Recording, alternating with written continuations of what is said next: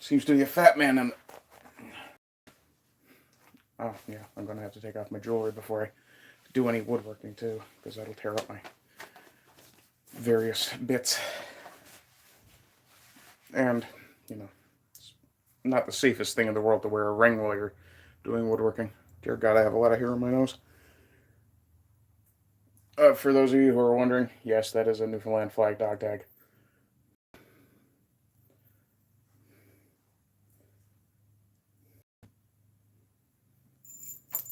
Hello, Sasquatch. How you doing? I'm just killing a bit of time and, you know, fulfilling my promises, as it were.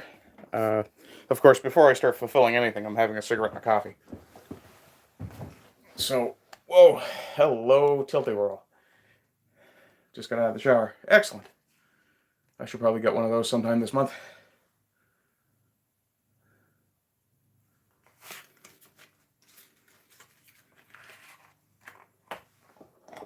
Well, since you're here,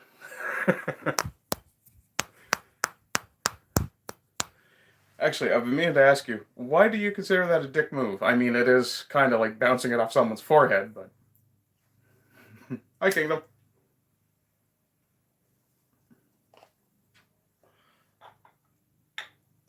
So yeah, all I'm doing today is a few quick cuts on the table saw, on the miter saw, and then doing some gluing, possibly some burning. I may do the burning before I do the gluing, because that just makes sense. But, yeah, it's going to be a fairly short stream. It'll probably be an hour, like last night. I do apologize for ending somewhat abruptly last night. I had one banger of a migraine starting.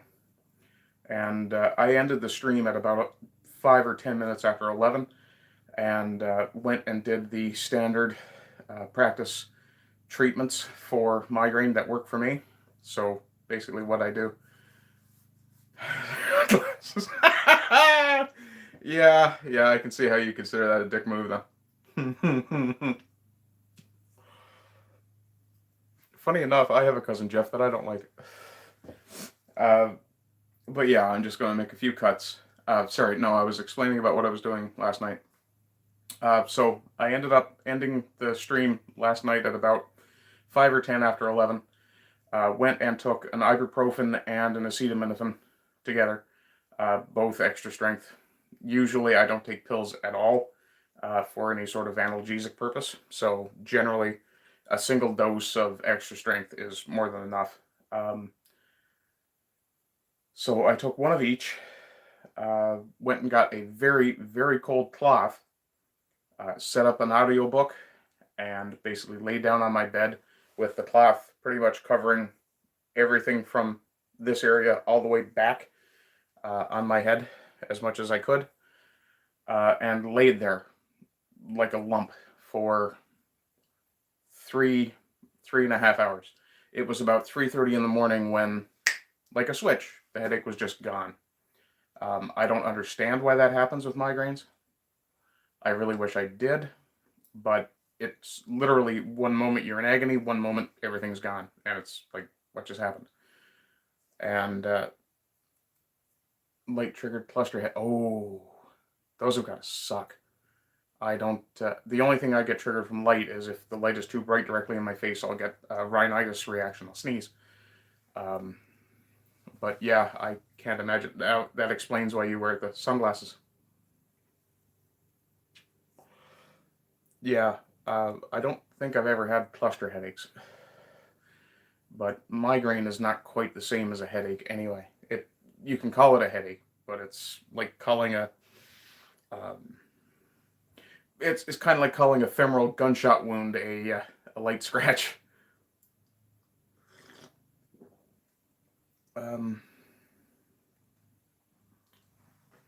So yeah, that's the plan for this afternoon, is just to do a little bit of driving along a wham, sledgehammer between the eyes. When you guys have seen that I have prescription glasses.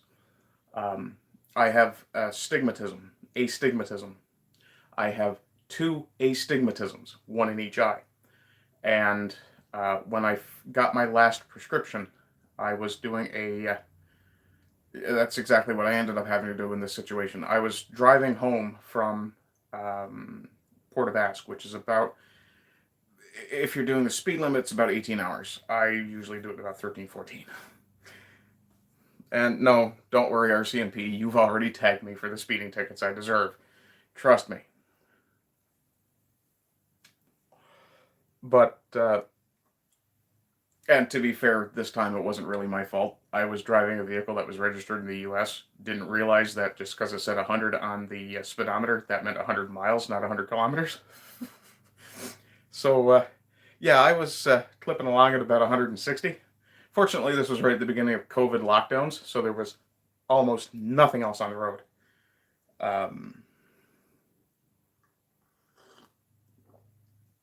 But yeah, that day, because I hadn't worn my prescription glasses for any real length of time up to that point, and I do have a glasses restriction on my license, I had put the glasses on, and I need them anyway for seeing really far distances, especially when I'm driving somewhere unfamiliar.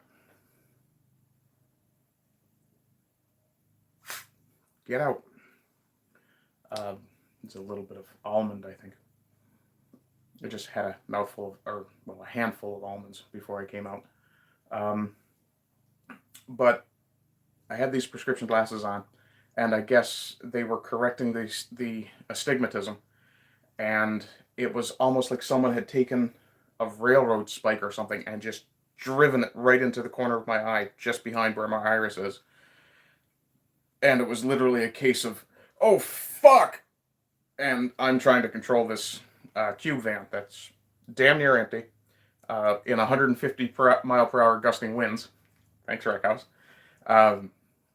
While half blind and in screaming agony from my eye, and not having the slightest idea what had just happened, if something had popped, if I'd had some sort of aneurysm or stroke or something. But I managed to get the vehicle pulled over and stopped, got her into park, whipped the glasses off as fast as I could, and basically forced my eyelid open, looking into the mirror to see what had happened. Couldn't see a damned thing, and by that point the agony was already fading, so I just sat there for a few minutes and had a cigarette and let it pass. Yeah. Trying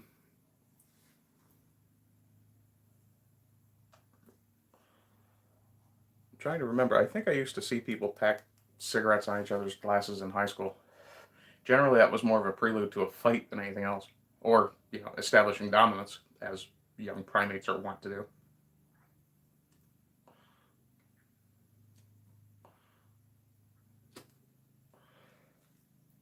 Oh, that's always wonderful when they get triggered by accident. Let me make sure I'm not missing messages again.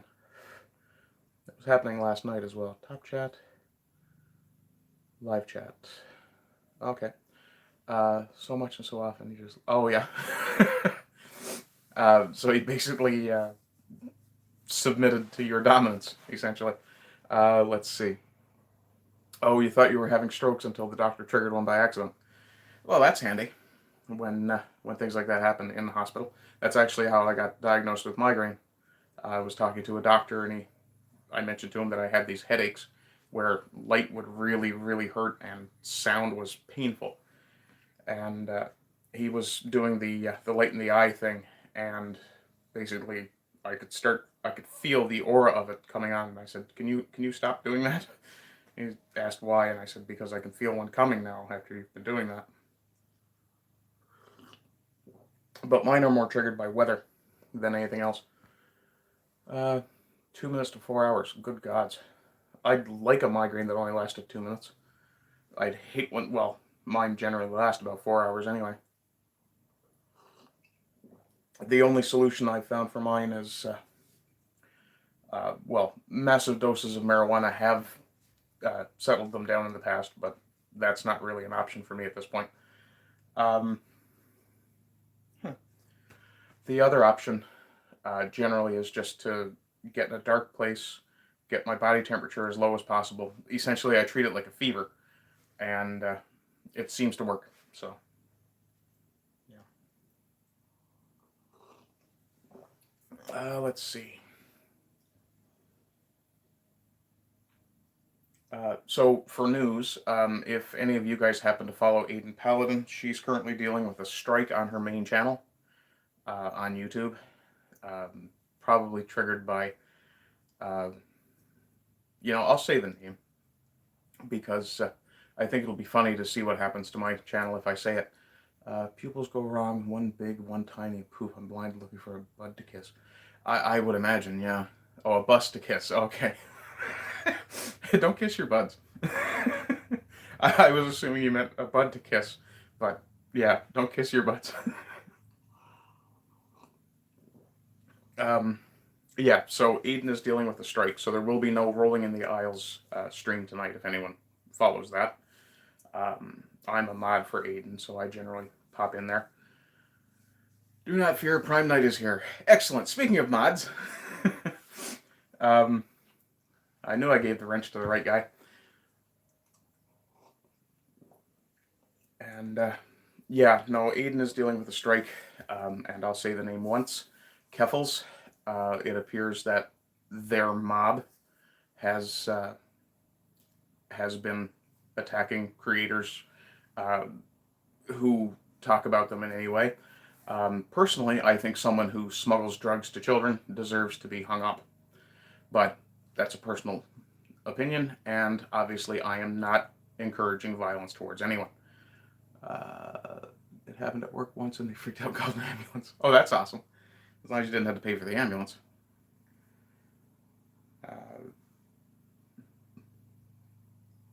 Let me see. So yeah, Aiden is down for until Thursday, I think. Excuse me. Which means she'll also miss her regular Broken Crown stream tomorrow night. But I believe she and Spoon are planning to... right now I'm just talking about Aiden's strike, which seems to have come on the heels of her having Nick Rakita on, after Nick Rakita was mobbed by a particular transgender's fans. Mob struck, mob flagged, mass flagged, whatever the hell you want to call it. I did say the name, I said it once, and I intend to say it only once, because, not because I'm afraid of YouTube, but because I want to see how sensitive YouTube is about it. And they didn't tell you until the ambulance and the cops were there. Well, that's nice. Personally, if I think someone's having a medical emergency, yes, hate mobbing is extremely petty, Prime Night. Personally, if I'm having a medical emergency, I would really appreciate it if someone would tell me, yeah, there's an ambulance coming. When there's an ambulance coming.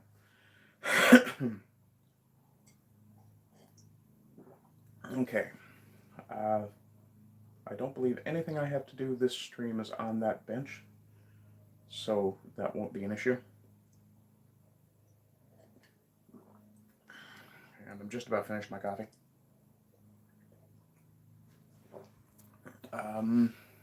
Yeah, so like I was saying, Primed, Aiden and Spoon will be streaming. The plan appears to be right now that they're going to stream on Thursday. A brain cramp. Yeah. I get, occasionally I get like a weird sort of muscle crampy thing right up here. It's like something is just tightening up really tight, and then it fades. Usually it only lasts a couple of minutes.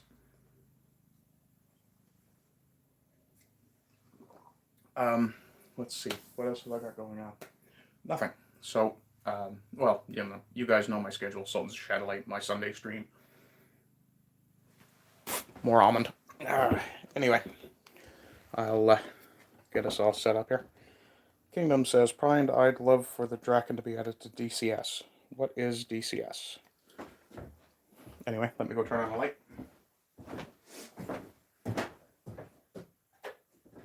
Okay.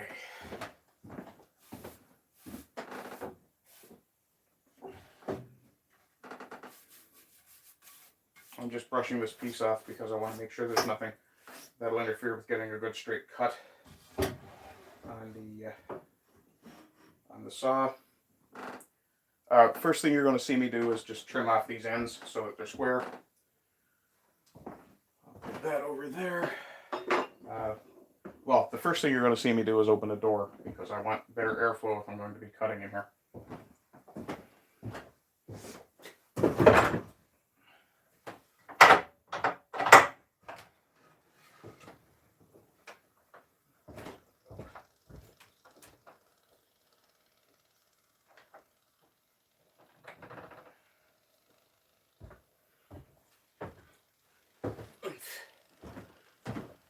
And I also need to get rid of some detritus outside that I thought one of my neighbors wanted.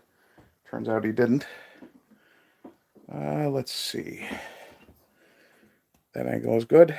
Now, I will give you guys a noise warning. I'm going to be putting my earplugs in, putting my goggles on. Obviously, I'm not an Ontario shop teacher who doesn't know what he's doing with those giant fucking titties. There's my goggles.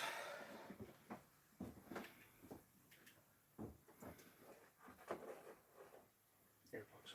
That's what I was in there for. So,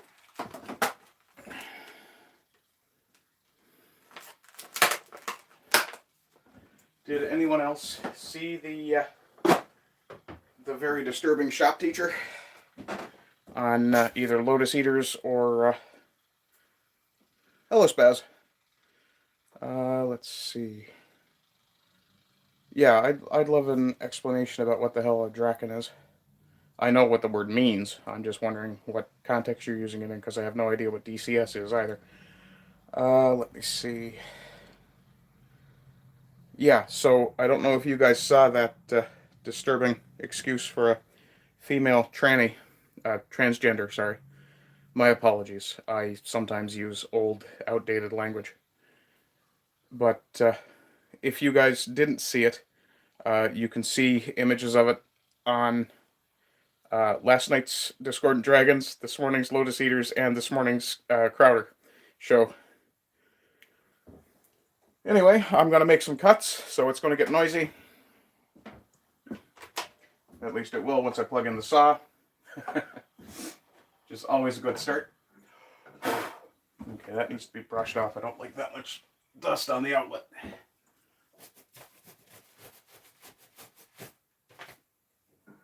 Quite a lot of it is sticky. I'm going to have to clean those a little more thoroughly later.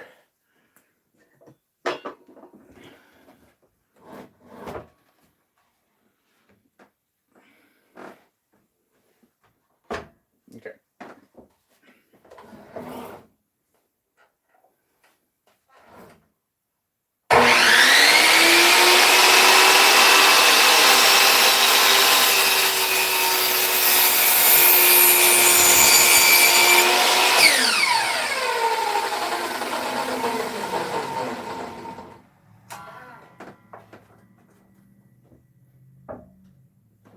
Now, as I was saying, this is red cedar, not the aromatic stuff. This stuff actually smells like mustard to me when I cut it. Which is odd, but yeah. It smells like mustard. And no, I'm not tasting it because I don't need to.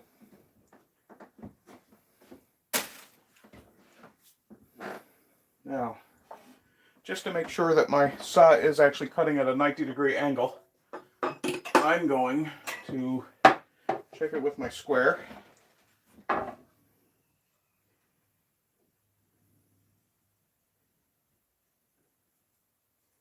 If it's anything but zeroed, it's not far off.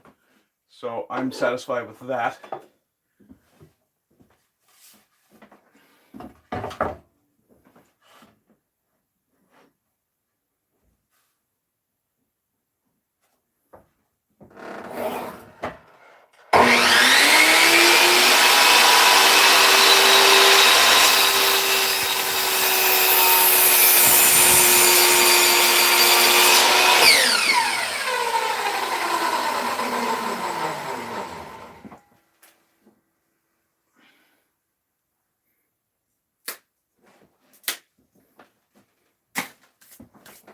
Okay, so now, because I don't want to use that knot, I'm going to start making cuts from this side, and actually before I do that, since I'm doing square cuts anyway, and I have to do an angled cut next, I'm going to trim the other pieces that I have here.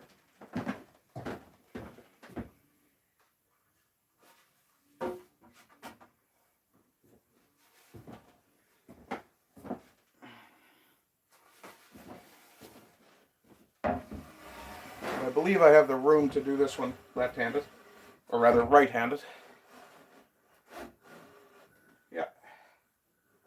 Okay.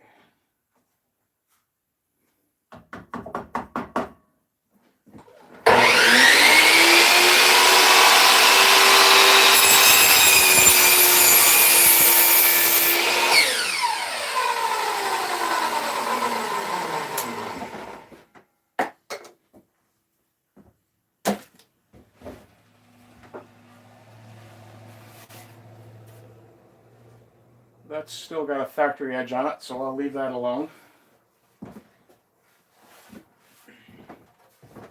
Okay, for now you can stand there.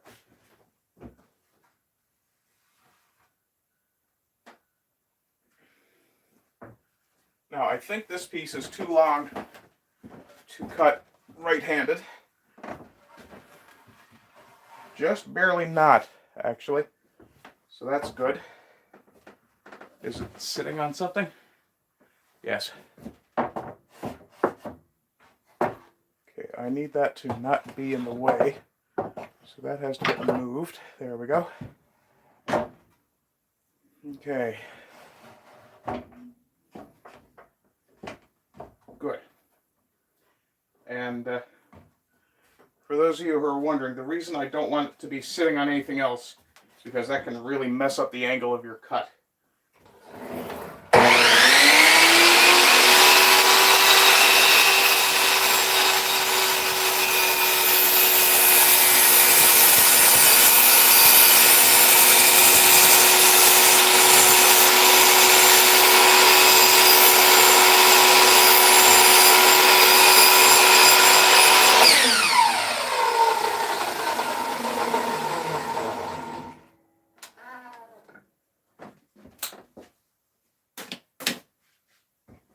Okay.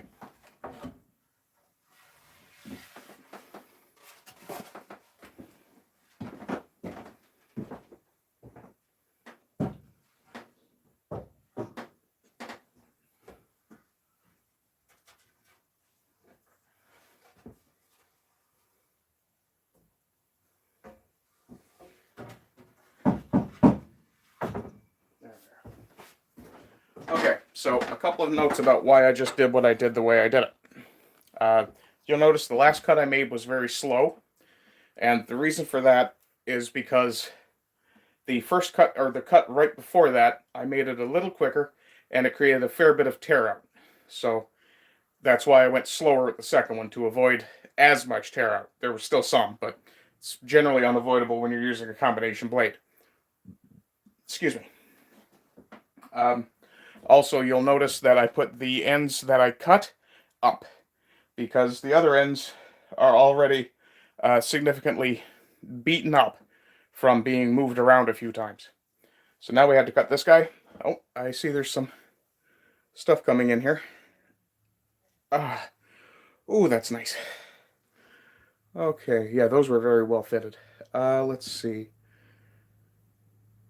Anime hentai protagonist teacher. Oh, no, that's not hentai. That's futa. And if you don't know what futa is, do yourself a favor and don't Google it, unless you have some really weird shit in your closet. Saab 35 drop. Oh, okay, it was a Saab jet fighter. Game mentions War Thunder. DCS World. AJS 37 Vegans already. I'd love for the Draken and Griffin to be added. Hello, Yiz! How you doing, sister? Good to see you. Yes, in fact, there is wood. I am playing with my wood yet again. Middle of the day with the doors open. I never get tired of that joke either. Because, well, I'm actually a 15-year-old at heart. Let me see. Prime Knight says, Kingdom, haven't looked much into Swedish fighters, but I'm interested in the documentary. Prime says he's much more of a gun and tank person. I'm much more of a sword and shield sort of guy, so, yeah. Anyway, so now what I need to do is make angled cuts at 45 degrees to make a 90-degree piece here. Fortunately, I have a compound miter saw, which will allow me to make those cuts. But of course, because I don't want this knot... Oh, hang on. Holy chroma, gone to hell, Batman. So, because I don't want this knot, I'm going to actually cut slightly below it, and I will use this piece for something else.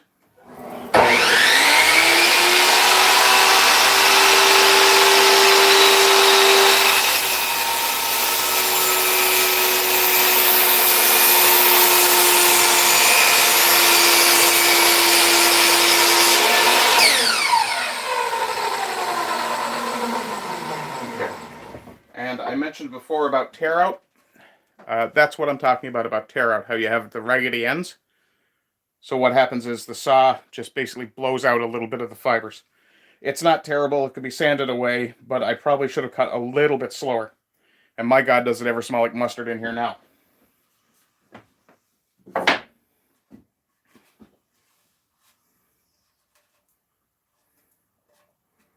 Okay. So, first thing I need to do is figure out how long I want this to be.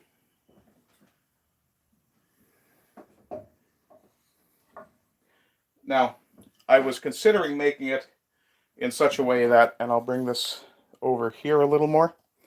I was considering doing it in such a way that the, let's get the angle, there we go, that the horn would be kind of below the edge of the bookends. I don't think I'm going to do that, because then I would have to make two different size bookends. That's not the plan. So what I'm going to do is I'm just going to pick an arbitrary number between this distance that I think will look nice behind it. So about there is, let me get my square again.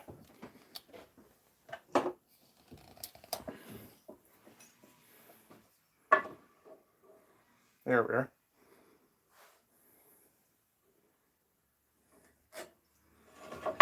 So I'll use 4 pieces this size. And 1, 2, 3, 4. I should be avoiding that that bit of nastiness there. That's about 6 1/4 inches.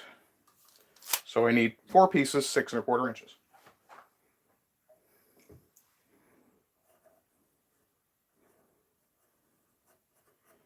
And I just need to make a mark there so I remember. Another tip for you guys, if you have multiple tape measures, always try to use the same one for the same sort of marking. If you're measuring a piece like this where you need 4 the same size, use the same tape measure, because you will end up with the same measurement, hopefully, if you're measuring properly each time. So what I'm going to do here is, actually what I'm going to do is double my measurement and then do my angled cut in the middle. So instead of cutting it at 6 1/4, I'm actually going to cut at 13 1/2, or sorry, 12 1/2. So lock that down there.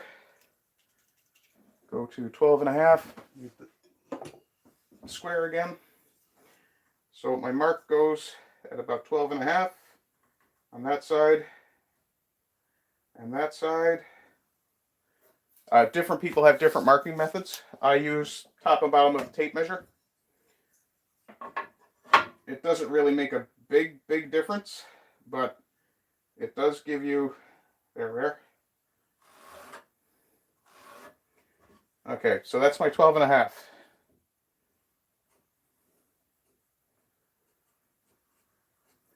So what'll happen now is when I go to make, once I have the 2 pieces cut longitudinally, I'll do an angled cut at 45 across here, flip 1 piece, make them together to make a 90. It's pretty easy stuff.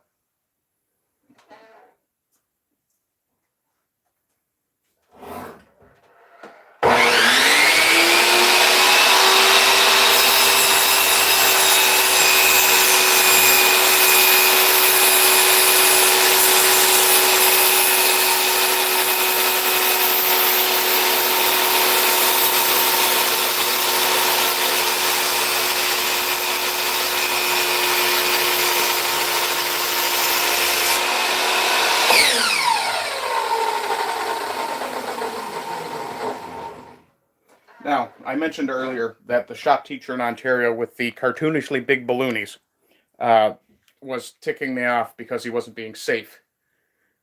What he was doing was kind of soft gripping it. At one point, I saw him turn on the saw and basically start the cut well before the saw was at. Excuse me, I've been breathing sawdust, not much of a shock. But one of the things I saw him do was turn on the saw well before, or sorry, start to make the cut well before the saw was at full speed. It's not so much that it's dangerous as it is, or at least not for someone who has masculine upper body strength, because you can control the saw fairly easily with your grip. And even women can on something that this size or even a little bit larger. But the issue I have is that starting a cut before your saw is at full speed means that you're going to end up either with some burn, massive tear out, or an uneven cut. And that just leads to wasted work. Now, as you can see, I still have some tear out, but that is, as you can see, I still have some tear out, but that is way less than it was. And that can literally be brushed off and a quick sand, and that won't even be noticeable. So that's one of my pieces cut. Now, I'll bring this piece over to show you where I have a problem. That's right there. So let's bring you down a little closer. So as you can see here, there's, I'm guessing that's a bit of bark inclusion from the feel of it. And it's actually a bit sappy in the middle. I can feel a bit of sap sticking to my fingers, or to my finger rather. But what I'm going to do, I'm going to check the squareness of this cut. I know it should be square because I just trim cut it a little while ago, but I'm going to check the, actually that's the cut I made that piece out of, so I know it's square. So what I'll be doing is cutting from this end instead of this end. This end now has become waste. And there's an easy way to do that. See, very technical. Now you know that that end is down there, and you're cutting there. You always want to cut your presentation side first, because that's where you're least likely to get tear out. And I'll be burning the other side of these, so it won't really make a big difference. My plan right now is to burn the backs, or what will be the backs of the bookends, and then leave the interior clean. I'll probably do a quick sand over those before I glue them. Well, I'm going to have to sand anyway. Nope, hang on, I see some chat. What we got? Primed, favorite European jets. Yes, Promethean Hales Unifier. Hi. Let's see, more of a gun and tank person. Okay. Favorite European fighter jets are Swedish. I kind of like the Russian MiGs. Especially the newest ones. They have really nice paint jobs. And I'm more of an aesthetic guy for most stuff. Let's see. Spaz says he's been posting my woodworking streams in Warden's community. This is why we fight. Is that a channel on YouTube or Discord or what? Kingdom of Villains. Still get a giggle when I think about how a Swedish jet surprised an American stealth bomber by targeting it in high altitude. Yeah, that does sound funny. Kingdom asks if that's the time Swedish fighters rescued a blackbird. Prime says he thinks so. Kingdom. Kingdom, do you get a kickback every time you shill these guys? Because you're really talking about Avi Leather a lot. And, you know, if you work for them, aces, go for it. Yes, yeah, I noticed that you got struck for our stream last night, even though you deleted it immediately. 9 hours later, got a strike for it. How do you get a strike for something that's deleted? I don't understand that. Hi, D. Jeff, how you doing? Or DD, I guess I should call you, since I know you in real life. Posting in Discord. This is why we fight is the channel. Okay. So is that the server, or I'm still boomerang when it comes to Discord a bit. Anyway, moving back to cutting wood. Okay. I don't, but it would be nice if I did. Yeah, I mean, you're shilling almost as hard for somebody you don't work for as I do for myself. Hi, Holly. Yes, I am in fact doing more wood stuff. Well, technically, I'm finishing off something. Spaz, if you're connected to me on Discord, or if you want to look into one of my descriptions, you'll find my Discord information. Send me a PM with the link to the server, and I'd like to check that out. Okay, so let's go back to work. And remember, kids, safety first. Wear your eye pro.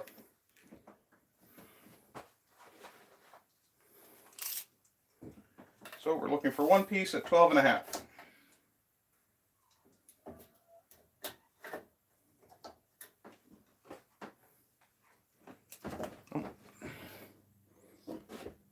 Excuse me a moment.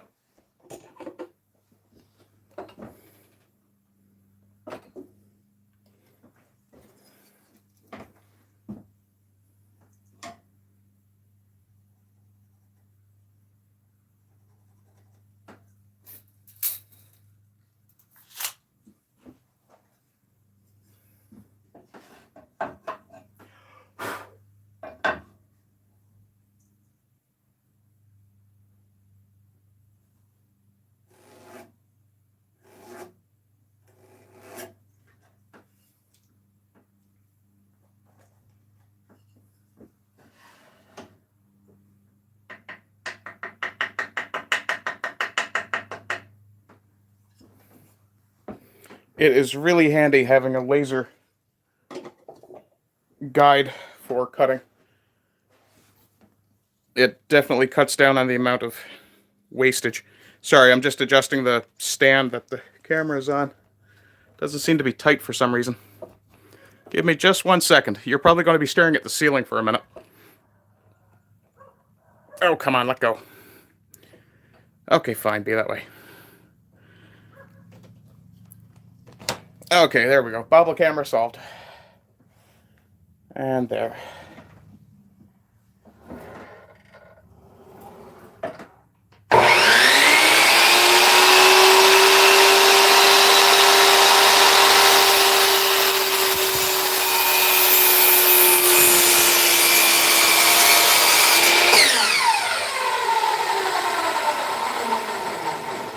Okay, so there's our 2 scrap pieces, which if I wanted to, I could use to do test pieces. I won't. I'm going to use them for other things. I suspect what I may do is cut strips and laminate a small tabletop or something out of them. I don't know yet. I could do any number of things with them. And I am occasionally spoiled for choice when it comes to things I could do with things. So, now we have 2 pieces at 12.5-ish. Slight difference in length. So, I'm going to check and see exactly what I might have done wrong. Okay, I see what it is here. So I need to trim this one down a little bit. So what I do, and you don't use a lot of force to do this, you push the piece into the saw blade until it kind of binds the saw blade a little bit. Then when you come down, the blade has kind of flexed out and flexed back, and that will give you a little bit of a trim.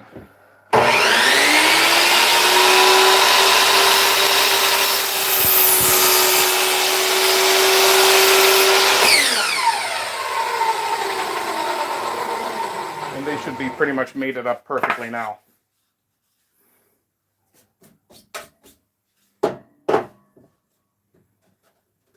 Yeah, right here where I'm doing this, I can't feel any difference in their heights.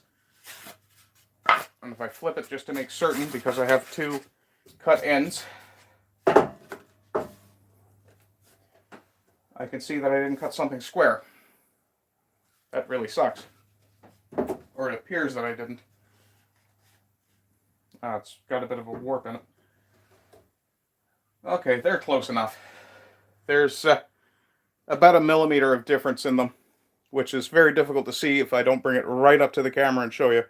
And up against the camera, it actually looks really, really exaggerated.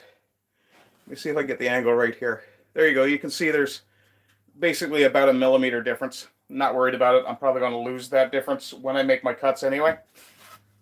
So first thing I have to do is find that 6 1/4 cut, which was right here.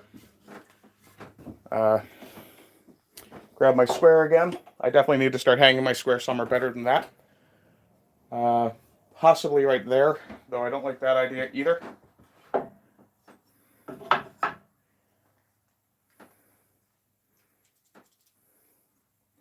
Now, I already know that this mark is at 6 1/4.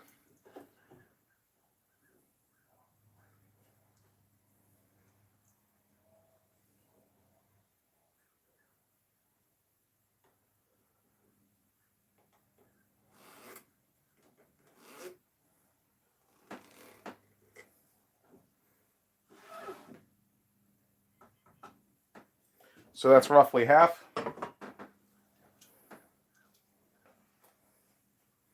But what I need to do this time, and I'll unplug the saw for this because I had to manipulate the blade angle. I have to reach back here, knock this loose, and hope that I can actually get this to tilt all the way over. There we are, 45. Okay, get that locked off, get this locked off again. I see Spaz has... okay. I see you've tagged me, Spaz. Just give me a few seconds. Once I get this first cut done, I'll... actually, once I get these 2 cuts done, I'm going to sit down for a little while anyway, have a chat.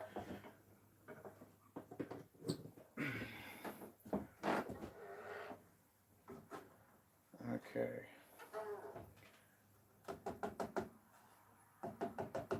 Okay, before I do that, I'm going to do a test cut.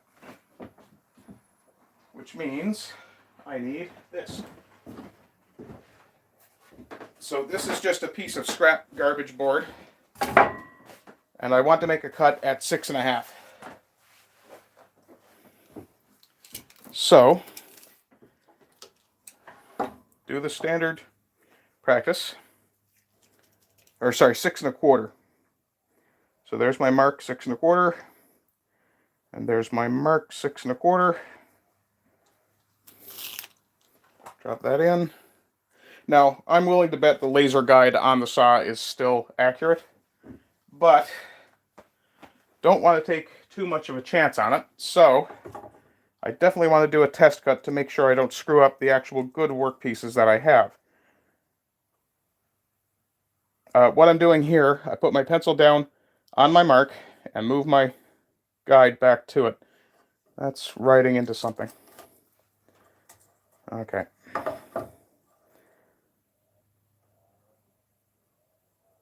Okay, so that's...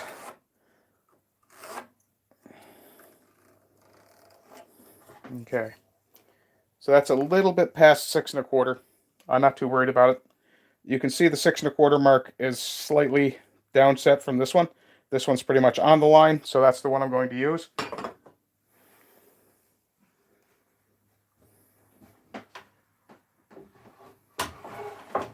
So now it's just a matter of lining up the laser guide and the angle. Okay, that's not safe. So what I'm going to do is get a clamp and put over here.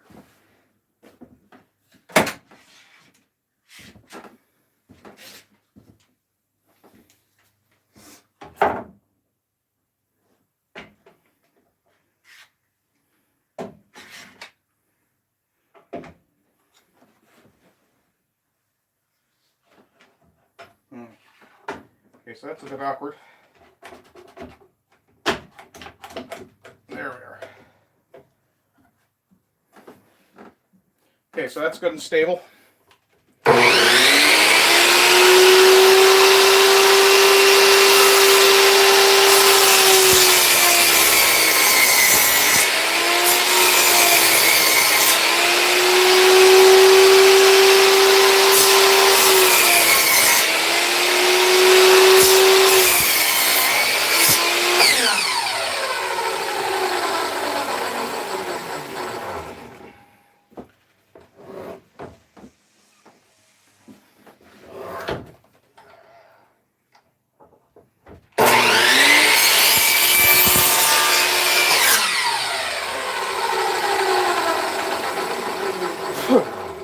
that got really smoky because,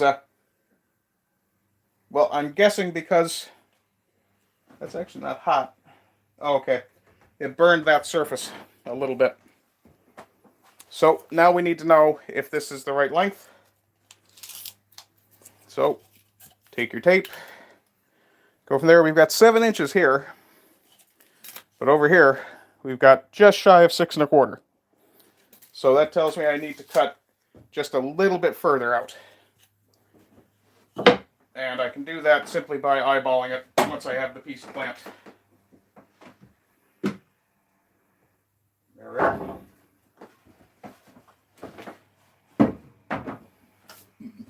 Excuse me. I expect this is going to be pretty smoky too, so this time I'm actually going to put on my filter mask.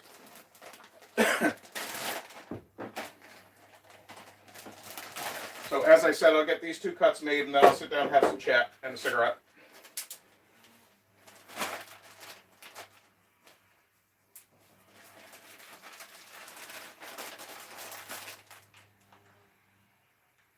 And what I'm doing here is just checking the airtightness, the integrity of the bag. Looks like it's sealing up pretty good, so that should be fine. I won't have to replace that for a little while.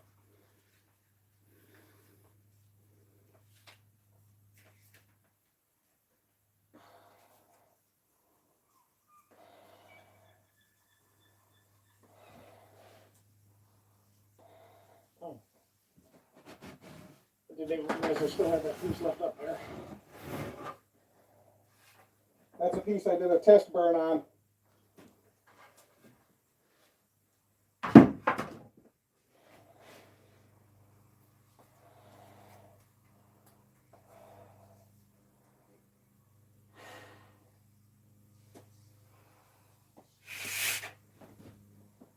Okay.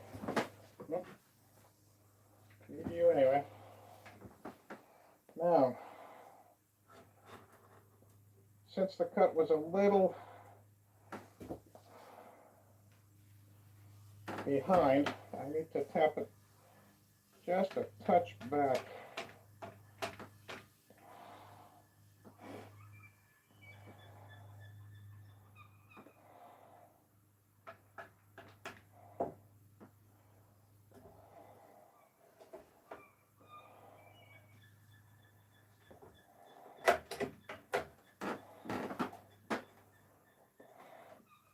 Okay. And again, audio warning.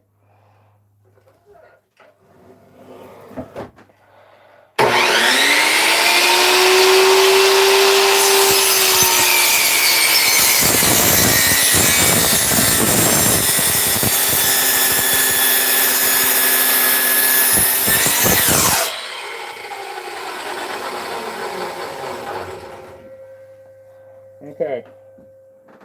So you can see there that I missed the mark a little bit. I'm not too concerned about it. Because what I'll do, now there's a lot of tear out on this side, because I did go a little faster than I should have. But to fix that, I can take a slice off of this edge simply by putting that back to 90.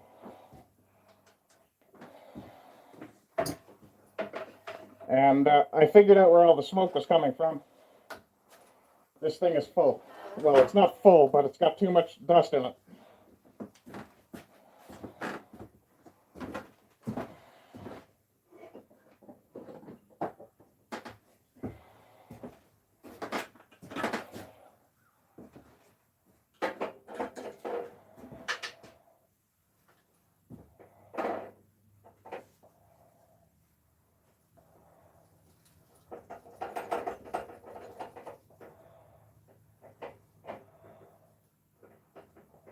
Okay.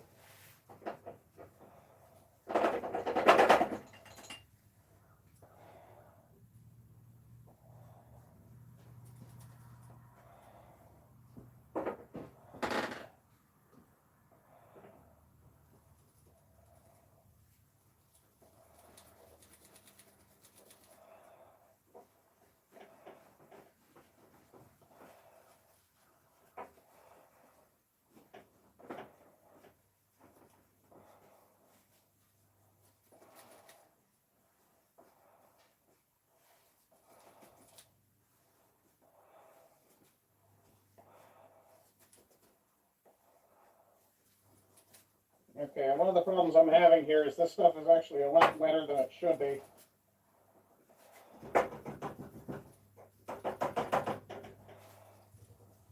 So a significant portion of that smoke was actually steam.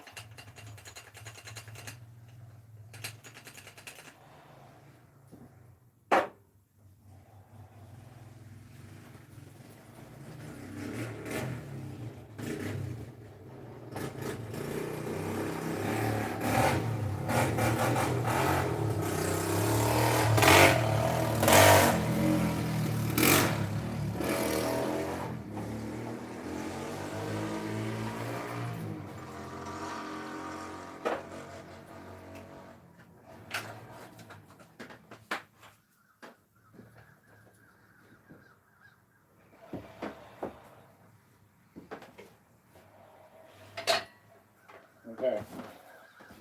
So I can show you how moist some of this stuff is, because you can see how it jiggles kind of like jelly at the top.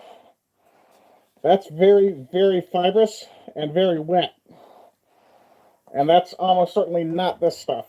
That's probably something that was cut a while ago and I just didn't empty the bag. And because Newfoundland gets so humid, it's just gotten wet inside the baggie. Because that is a cloth bag, the smoke was coming out of the bag. So, to fix that problem, we will, in fact, put that bottle right there. And we will use solar energy to dry out that wood. Now, we need to check on the accuracy of our cut. See how well that turned out. That is a beautiful 90 degrees right there. Oops, there we go. Oh, trying to hold it together and not look at it is a little bit of a challenge. So you can see that's a great 90 degree right there. It'll need a little bit of cleanup, so I'll probably end up moving pieces around a little bit. I am going to trim the edges of these pieces now. So, or actually, once I get the next piece cut. And I'm hoping I won't see nearly as much smoke this time, because if I do, that means there may be something very wrong with the saw itself. Let's move you back over there.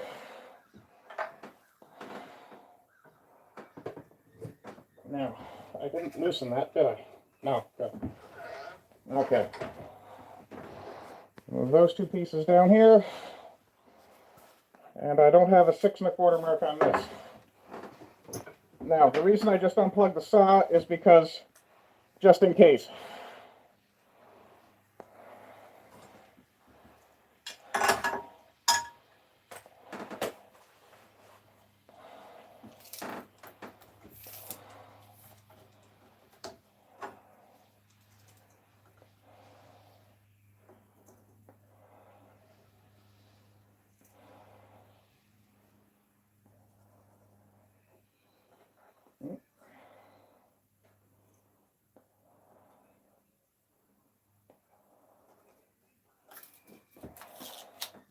Now, I don't know if you can see the marks, but they're slightly angled this time.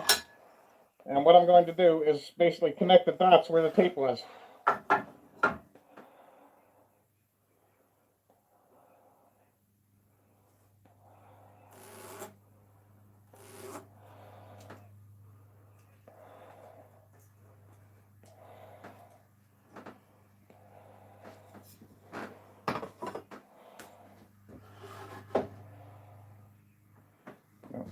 Plug in. I'm going to need that for the laser guide. Okay, so like I said, chat, once I get this cut done, I'll sit down and have a chat with you guys.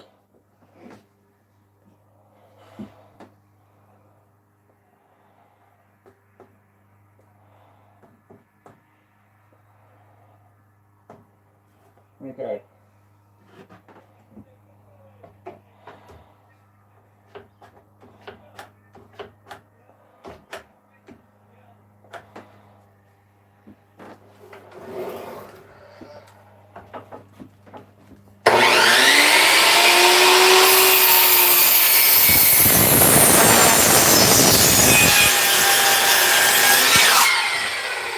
As you can see, not nearly as smoky that time.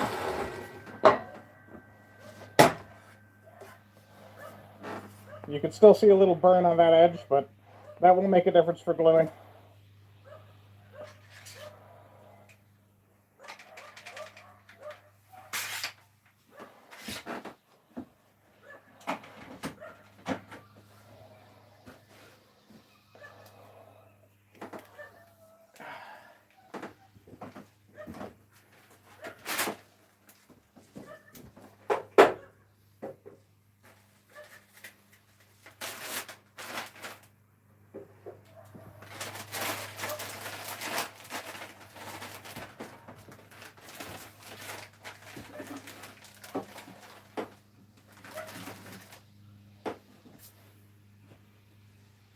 There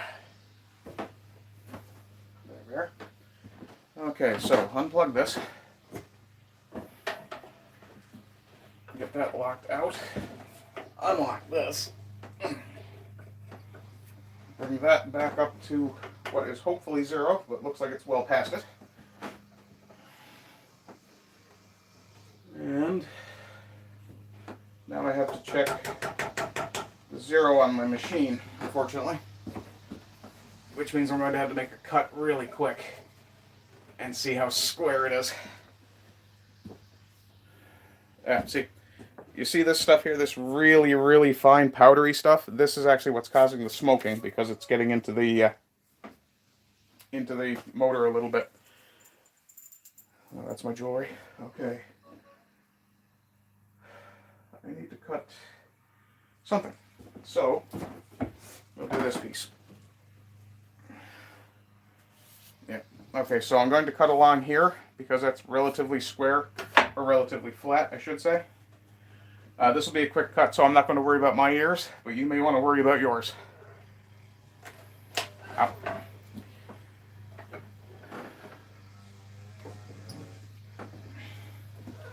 Not going to cut the whole way through, I don't think so, so we'll unlock that track.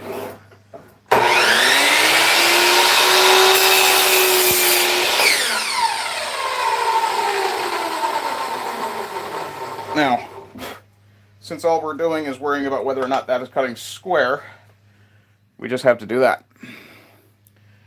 And if that fits in square like it does, snug on both ends, more or less, that's perfect. Perfectly acceptable. Okay, now I'm going to sit down for a bit and have a smoke. Okay, let's put these pieces over here, unplug you again. Those two pieces go together. And swing this back here. Put this square. Oh, hang on, no. Put the square there. Grab the brush. Put the brush back. And let's have a sit. Oh, that's good. Okay, and I've probably lost a couple of viewers in all that time, I'm sure. Not surprising, people have real lives. Let's see, live chat. There we are. Okay. Put your Discord. Let me see. It would be nice if I did. Posting in Discord. Okay, this is why we fight is the channel. They have a Discord server. Hey, doing more wood stuff. Yeah, that's Holly. Let's see. Kingdom. Yes, it was the Blackbird incident. Found an interview with retired pilot. Were the Swedish fighters in that incident Vigans or Drakens? Sub-Vigans, okay, says Kingdom. Spaz says the problem with that is nobody can contact you through Discord like that. It has to be through a common server. Ah, okay, I see. In that case, you can just email me.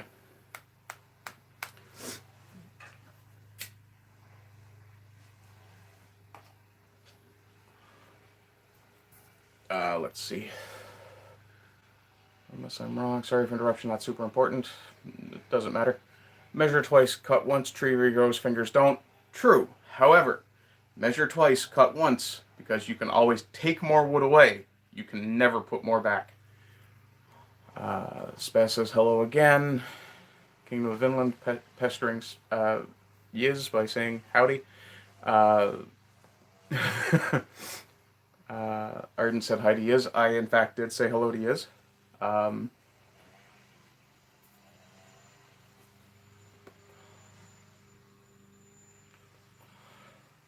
And that is actually a very good right angle. I'm very glad that I eyeballed that as well as I did, because the angle gauge is broken on that saw. Let's see. This is why we fight. That's the. I'm going to assume that's the name of the Discord server. Oh, I was going to say I don't have a pen handy, but of course I do. So here's the green one. For those of you who are wondering why I have green pens, I'm a massive Bond fan, and the character that M was based on was the British spy master. He always wrote everything in green pen, and these actually were ordered from Britain. So this, why we fight. Okay. Well, I butchered the last word on that because I was holding a very flimsy piece of cardboard. But I have it, and I will remember it. No, that's the pencil. There. Okay. And yeah, I am somewhat particular about the order of my tools. My writing implements. That's because I know then that, and without looking, I can go pencil, green pen, blue pen, Sharpie. Wait, black pen, Sharpie. I added the black pen recently. And yes, that is actually a knife.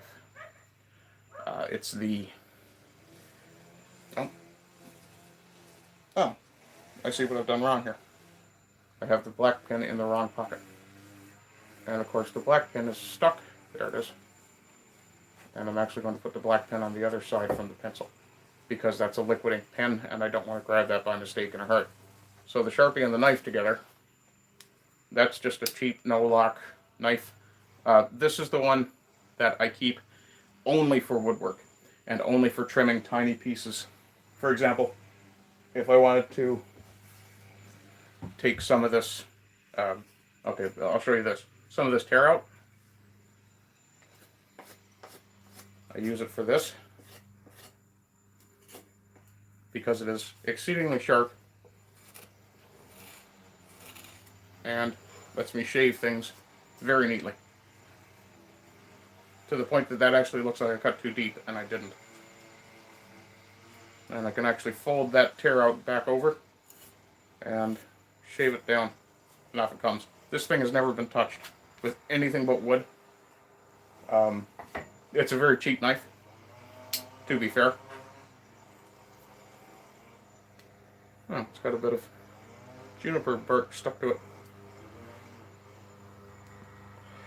So you're about to see it get touched with something other than wood. But it's nothing to affect the cutting edge, so it really doesn't matter. But I'm just going to, there's a tiny little bit of juniper bark stuck to it there. That's not bark. I think that might be blood. Which is, no, that's paint. Ah, okay. That's paint off of the chair that I'm restoring for my mother. That won't hurt. But that shows you how very, very wet that paint was. Still, after probably most of 100 years covered. Let's see. Yes, says she's talked to This Is Why We Fight many times. Streamed with them. Spaz says it's strange they haven't had a live stream in 8 months. Sad. I asked them why just now.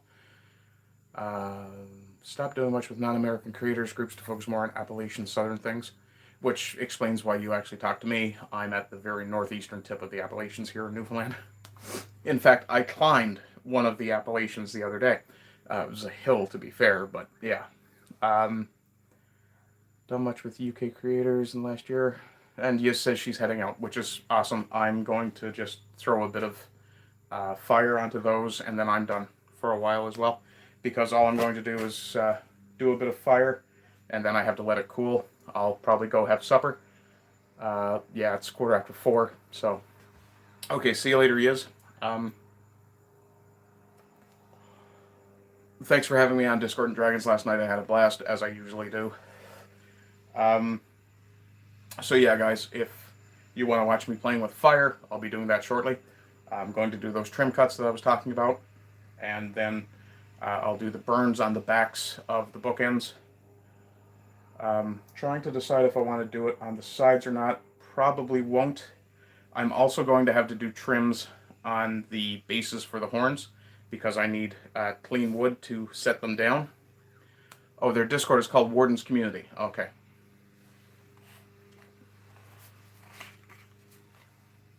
I'll write that down now then.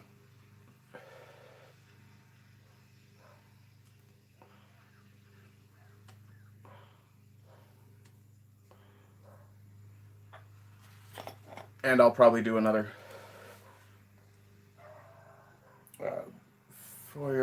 fire fray. Is that free fire? I think that translates as. So that was, make sure, Warden's Community on Discord. Disc, Wardens. Is there an apostrophe in that? No, okay. And community. Okay. And I do appreciate you shilling me out somewhere that I don't get to go normally, Spaz. That's very appreciated. So Prime Knight says Feuer frei. Yeah, I know it's a Rammstein song. I think it means free fire, but I'm not 100% sure.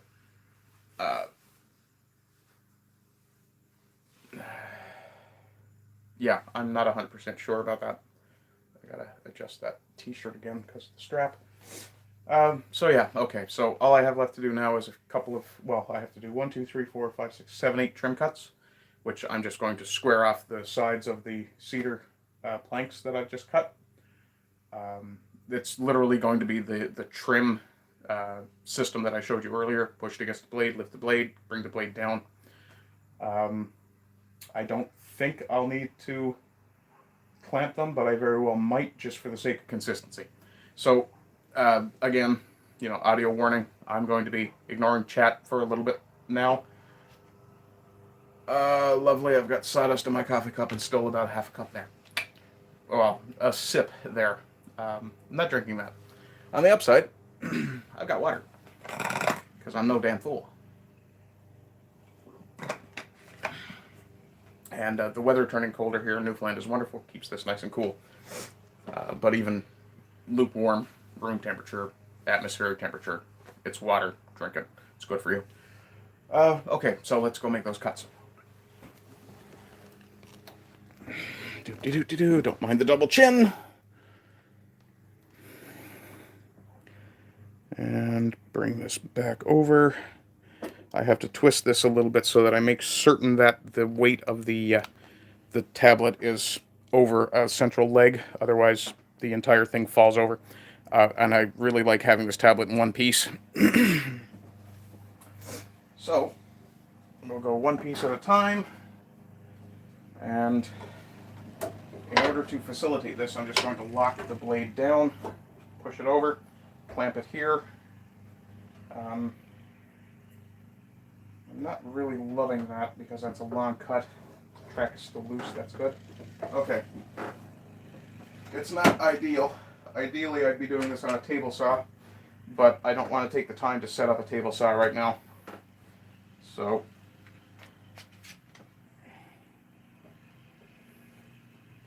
that's not going to work there. Okay. Option B. Do I have the room? I do not. Okay. Option C. Use a stop block. That's actually not going to work either. Well, the stop block will work for 4 cuts, and then I'll have to change the stop block position. So, where's my small clamp? There it is. Now, normally I'd use my smallest C clamps, which are these guys, to do this. But because I'm going to be putting a stop block in here, I need something a little beefier. I want it to hold, and I want it to be hefty enough that it's not going to just jiggle. So what I'm going to do is basically just take a piece of wood that I know is square, which this piece should be. I'll check it using my square, which means I have to move the tablet out of the way again. I really need to find somewhere better to hang that. Oh! So lay that there. Actually, I need this for checking this. So all I'm doing, lining it up on this edge, pushing it back, and that is more or less square. I'm content with it. So that goes there. And I'll clamp it down once I have... I'm actually not going to leave the blade down after all. I will in fact be bringing the blade up a little bit, but I need the laser light to see exactly where I'm cutting. Okay.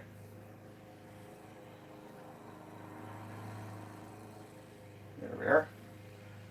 So, leaving that as carefully set as I can. I need to open this clamp up so that I can set it behind there and get it clamped into place back here.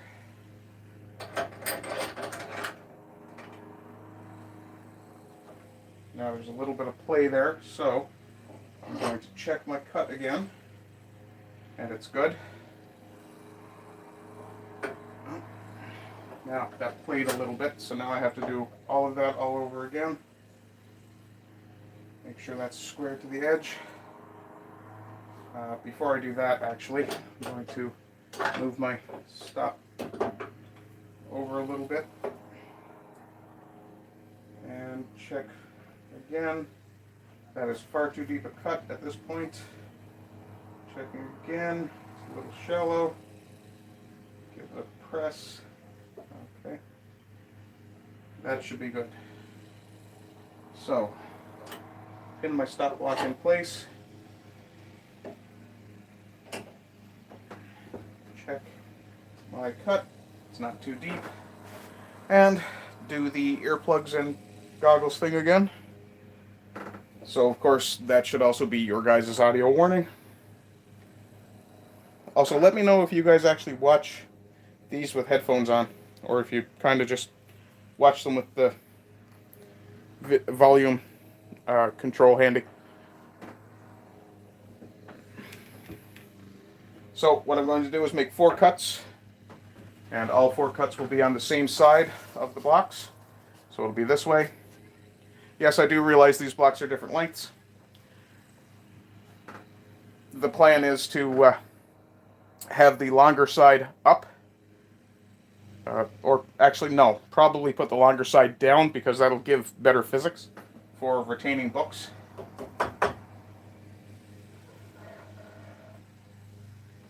I don't think that's quite deep enough after all.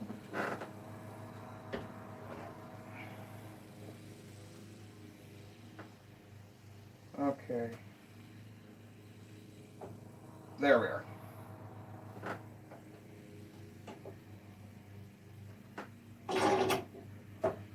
Okay.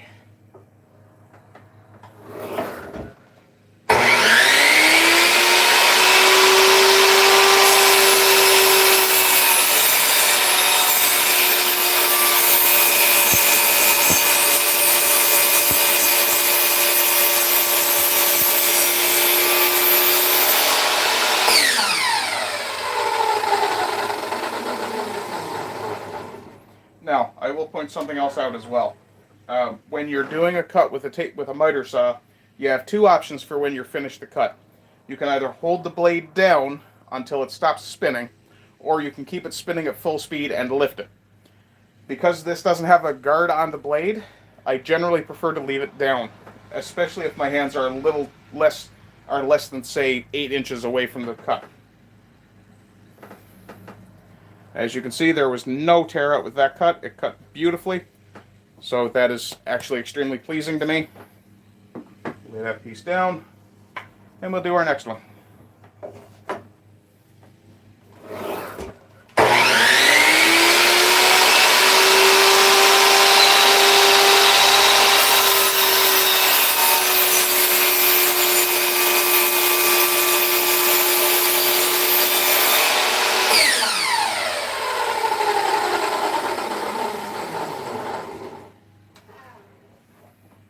And again, no tear out.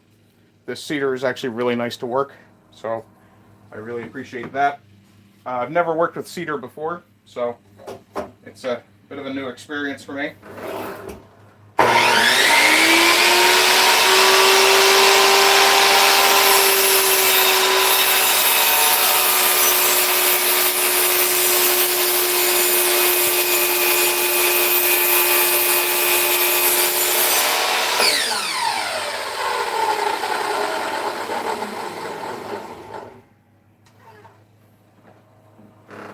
Yeah, that is cutting gloriously well. You can see there's a lot of tear out on this piece. Almost all of that should be gone once I do this cut.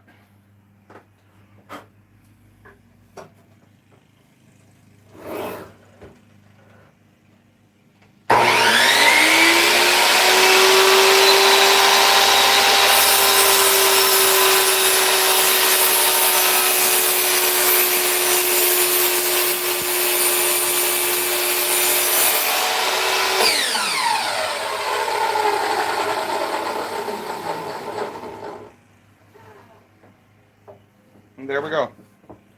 As I said, almost all of it was gone. This was remaining tear out from the first cut, so I can just pull that off. Normally I wouldn't suggest that because, like pulling a revel or an unraveling thread, we call them revels here in Newfoundland. If you pull on a revel in a shirt, for example, you can end up pulling the entire thread out. It's kind of similar with wood fiber. If, for example, this little tiny piece here, if I started pulling on that, I could end up pulling fiber all the way back to here, or even beyond, depending on how close to the grain it is. So now, for the next set of cuts, I'm going to do a flip, and I have to get that corner off. There's actually still a tiny bit of the chamfer left from the original piece, but I will be re-chamfering these anyway, so it really doesn't matter.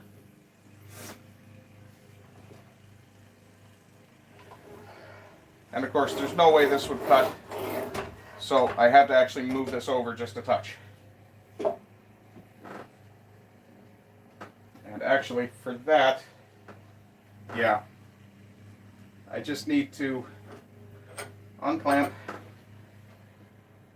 and lift it and move it over just a touch. And that's literally as simple as that. Now, I could measure and mess with it, but what'll happen is, as long as the stop block is consistent, staying where it is, which it definitely is, I could probably lift the saw using this because I have the clamp so tight. This should, ideally, let me put the cut down and check it. It's a little shallow, so I'm going to move my stop block over again.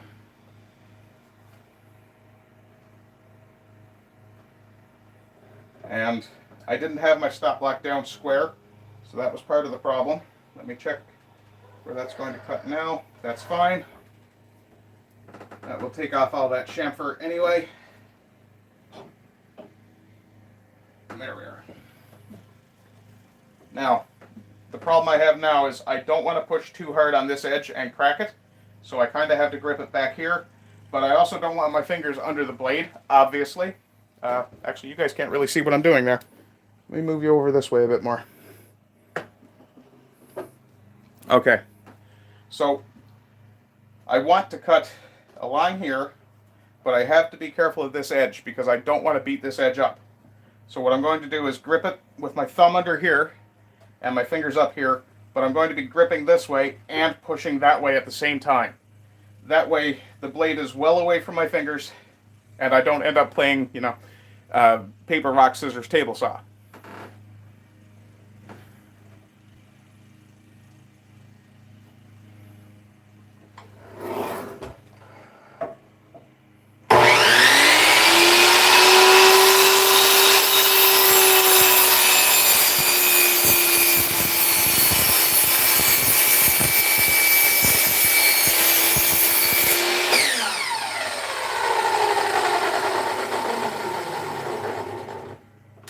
Okay, now you see that bit of fuzz there?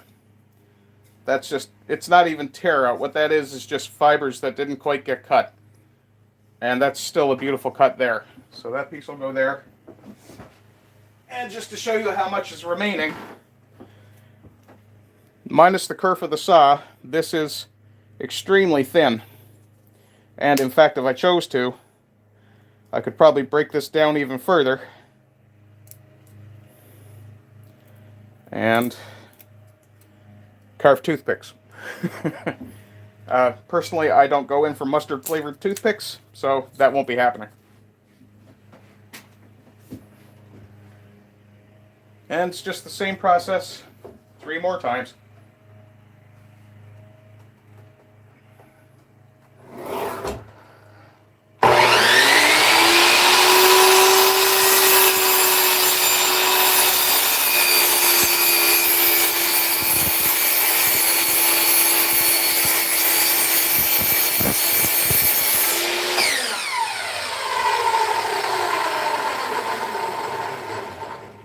And yes, I did in fact forget myself and lift the blade before it had stopped spinning. However, I made sure it was still cutting when I lifted it. So, as long as it's still at as close to full speed as possible, you won't really end up with any problems. As you can see, that's a gorgeous cut.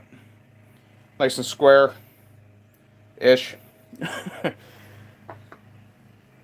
I'm not a particular worrier about actual symmetry.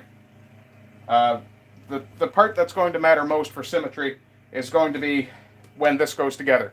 This has to be a square angle once the 2 pieces mate. Other than that, nothing else really matters when it comes to the function of the piece.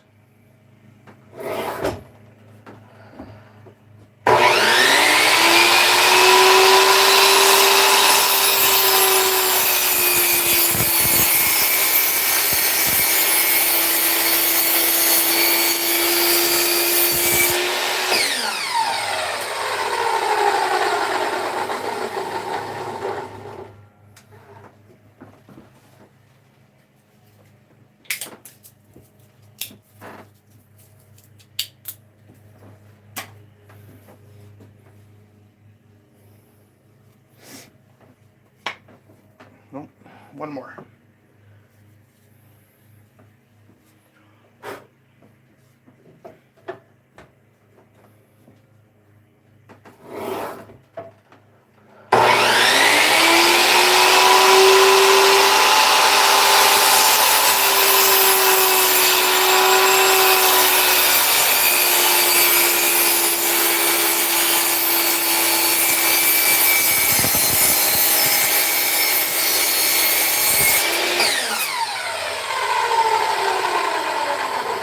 I shouldn't be getting smoke out of that because it's not burning this.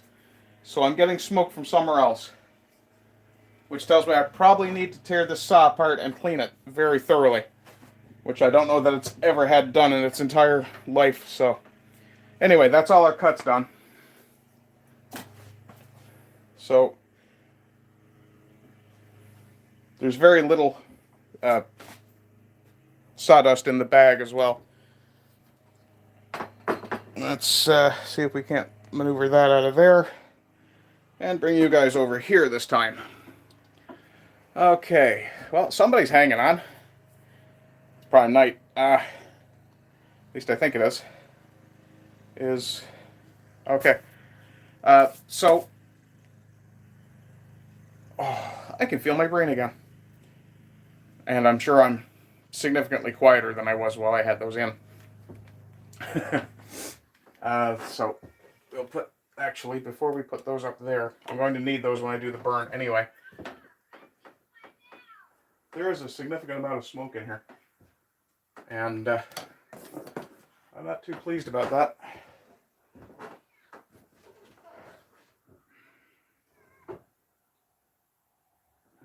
Okay. So I think what the big problem is, one of the reasons there's a lot of smoke, and you can, well, up until, yeah, you can still see it going out the door at the very top of the beam of light there.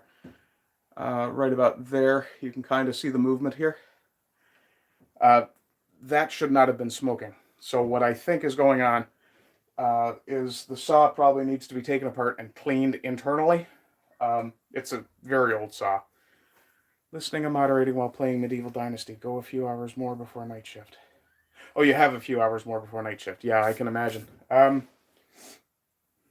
So yeah, the only thing I really have to do now, I will leave the stop block there. I'm going to take these clamps off of my table.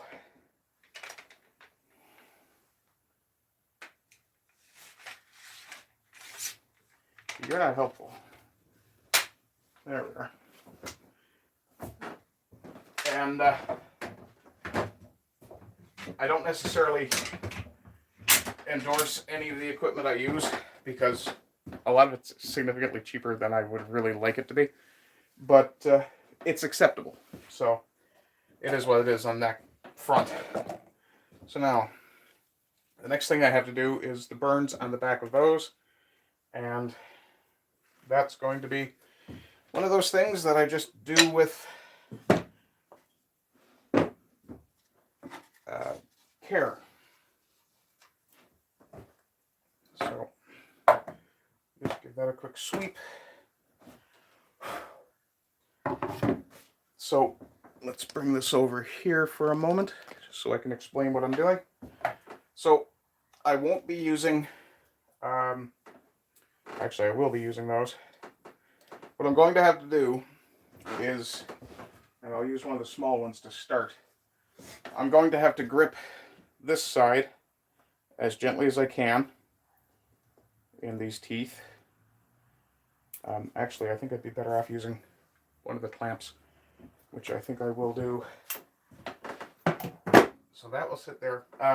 My mask, you can see in the bag there just on the edge.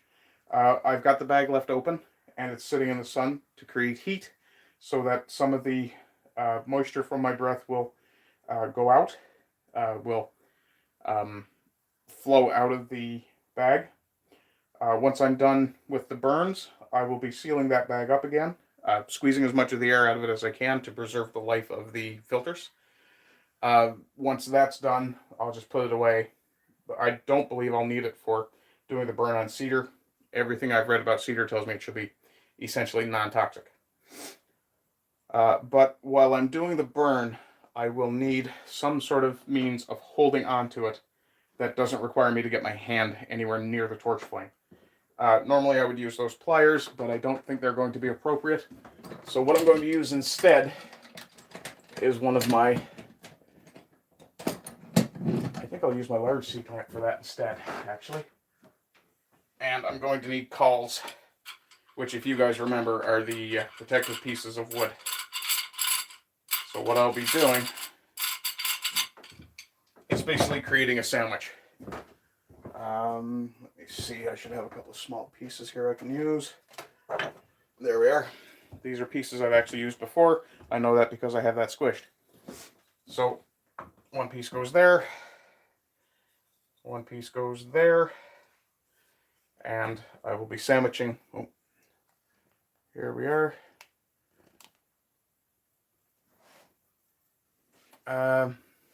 Just one second. I saw the question about trees and building houses. So what I'm doing is just building a sandwich. I'm going to put the clamp back here, burn everything along this way, probably burn the edges of these as well. Not a big deal. And then once that cools, I will be doing the burns on the rest. And for the record, it's actually the back of the piece that I'm going to burn, and possibly the edges. Yeah, I think I may do the edges as well. This is actually going to be irritating, those lengths. So I'm going to cut this off with a handsaw real quick, and I'm just going to use one of these pieces. Come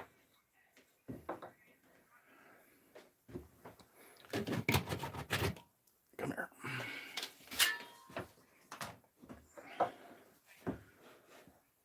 I'm just going to cut this roughly in half.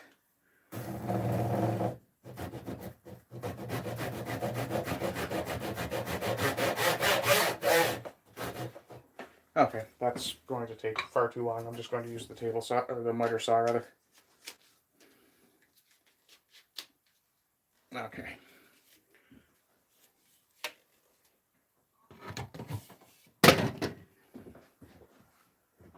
Okay, one quick cut on the miter saw.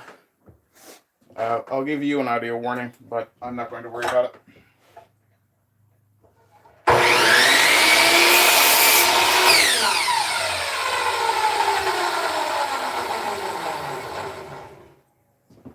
And there we go. We have two pieces to use for calls.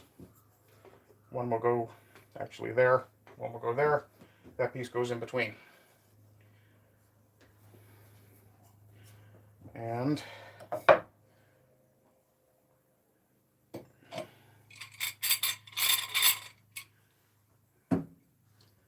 so we set one piece here,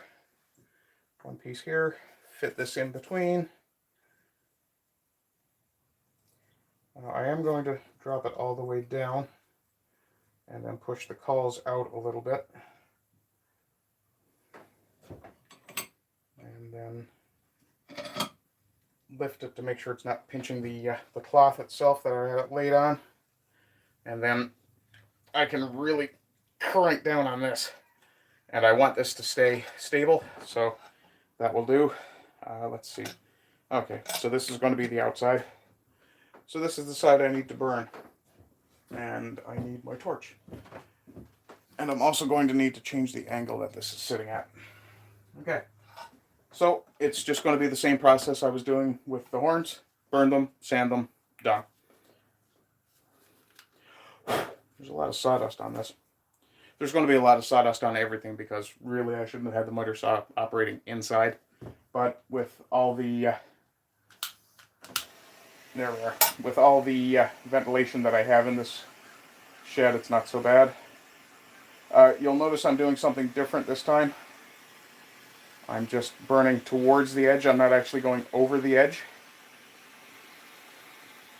And I'm not too concerned with getting into the grain of the piece either.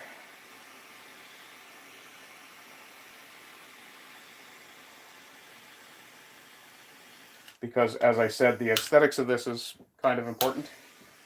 So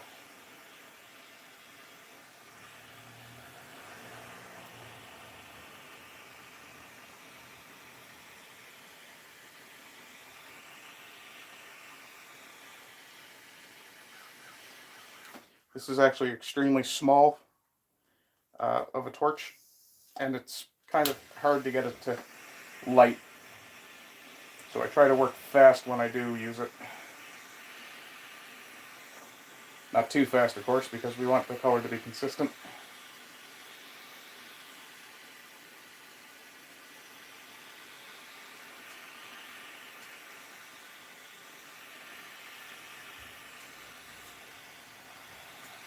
This is not unlike doing, say, airbrushing or spray painting.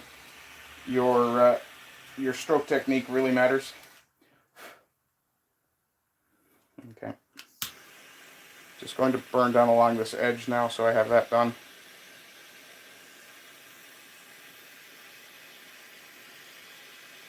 And then come back over this way.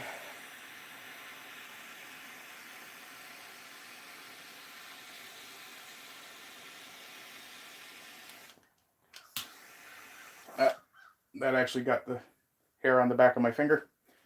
I'm okay, it didn't burn me, but there's a reason you're supposed to be cautious.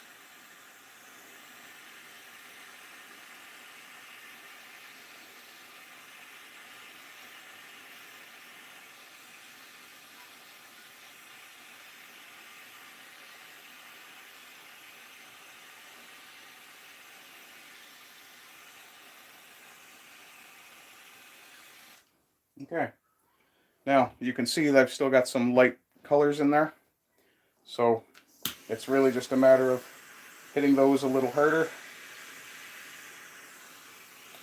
As I said before, I don't really mind too much about leaving some of the grain color showing, but I do want a fairly consistent color set here, because that also tells you what the texture of the finished product will be. Okay, so that's that one done. I do apologize for burning that off camera briefly. So now, as that is done, I'm going to lay that down, touch the clamp a couple of times to make sure it's not too hot, and then I'm going to unclamp it, and I'm going to let that piece sit to cool. on the cloth and do another burn. By the time that one's done, the piece on the cloth should be cooled and I can move it and keep switching them out. Come on. And if my instructor Kelly happens to be watching, yes, Kelly, I do still put the clamps on very, very tight. Okay, let's see there. All right, so that's what we've got. We've got one little square that's not burned, which if I was really of a mind to, I could simply hold it here. Actually, that's a good point.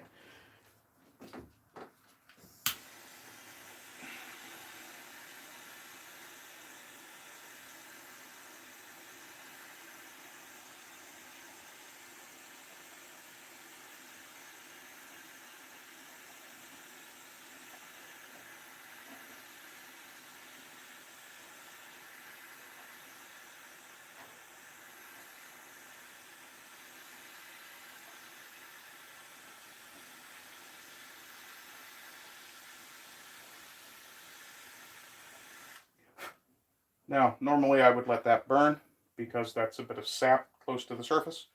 However, because I want this surface to be flat, both of these surfaces to be flat as possible, I don't want to let that burn too much because when I go to sand it, that will actually be one of the spots that comes up, that loses the most material. And just a bit of touch up on the edge.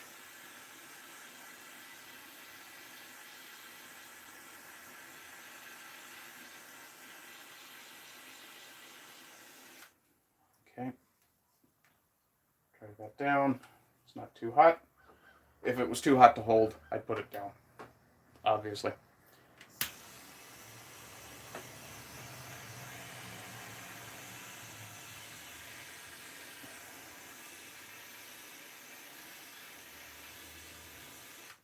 Okay, and when I rotate it in the light, let me just see if I can get, there you go. You can see that it's glossy all the way along, except for that tiny spot that started to burn a bit more vehemently than the rest of it. So that's done. That gloss is essentially carbon, probably pure carbon.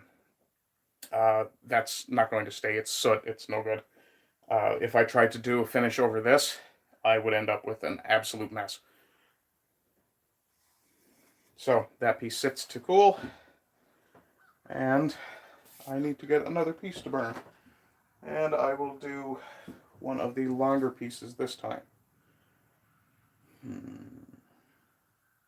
Okay, this is an inside surface, which is good because that's where I've got some of my markings. I'm going to be doing some sanding on this. I will probably be using the the random orbit sander. And really it's just going to be a case of flattening the surface. Because I'm not going to be burning this, I'm only going to do this probably at 40 grit.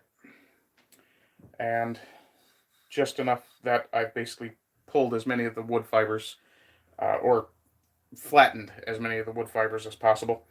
Then when I do the coat of varnish, the first coat is going to raise the fibers. I'll sand that off using probably 100 grit. And then do the second coat of varnish over the top of that. I may use a higher grit number, depending on what I decide to do with it. But this has to be put into the same setup as the initial burn I did on that first piece. Once this piece is done, I should, ideally, be able to start on the third piece.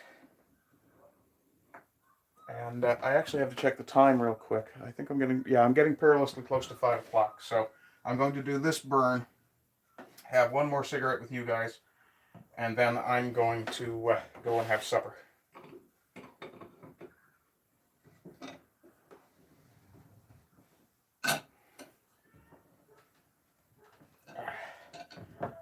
Okay, so let me check for chats just in case. Primed, you did ask me something about wood a minute ago. Listening and moderating while playing Medieval Dynasty. Is that an RPG game? Primed asked me, is maple or birch good wood for house building? It's 90% of the trees in the game. Maple is extremely good for house building. Maple is very, very strong. I don't have any maple in here. I have hickory. Those shafts up there are hickory. That's I'm planning to build or make swords out of those. Practice set for myself. One thing I could start selling if it isn't too expensive is ash shaft for Booherd. Ash is extremely expensive here. Also getting the lengths I'd need. I basically, if I was making pole arm handles, I would end up having to buy very expensive wood, and it's it's really just not cost effective for me to do that. For example, the hickory handles I have there, the small ones, which are only about the length of, yeah, my arm from wrist to shoulder. I believe those cost about $20. It's not cost effective for me to try to do something like that. Especially when there are factories in China that turn the damn things out for pennies. Okay, so let's go burning.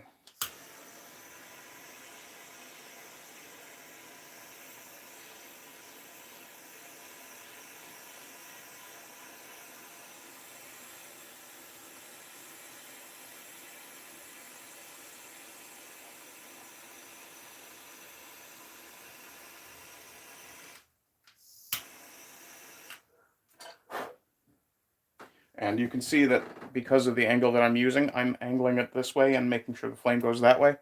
It's actually keeping most of the burn away from the other edges.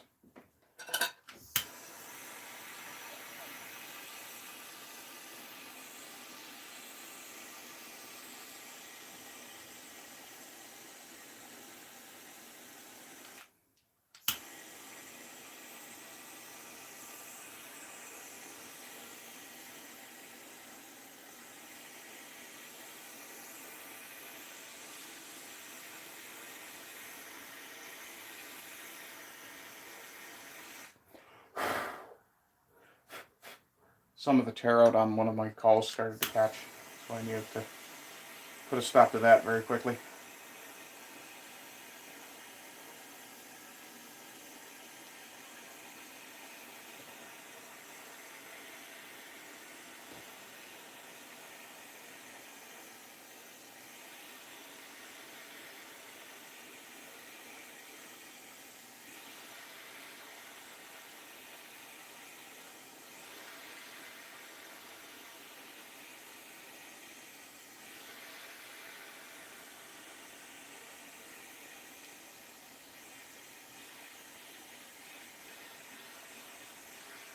For the record, if you see that ring of fire that I'm producing occasionally, you're probably burning too close.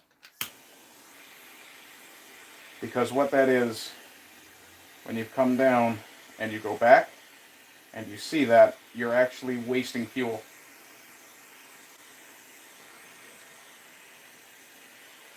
Or alternately, you're actually catching the surface itself on fire.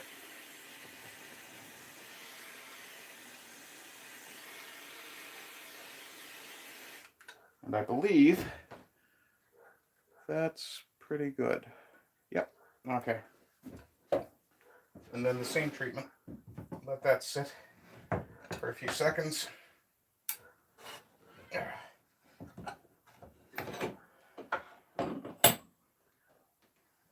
Push it out.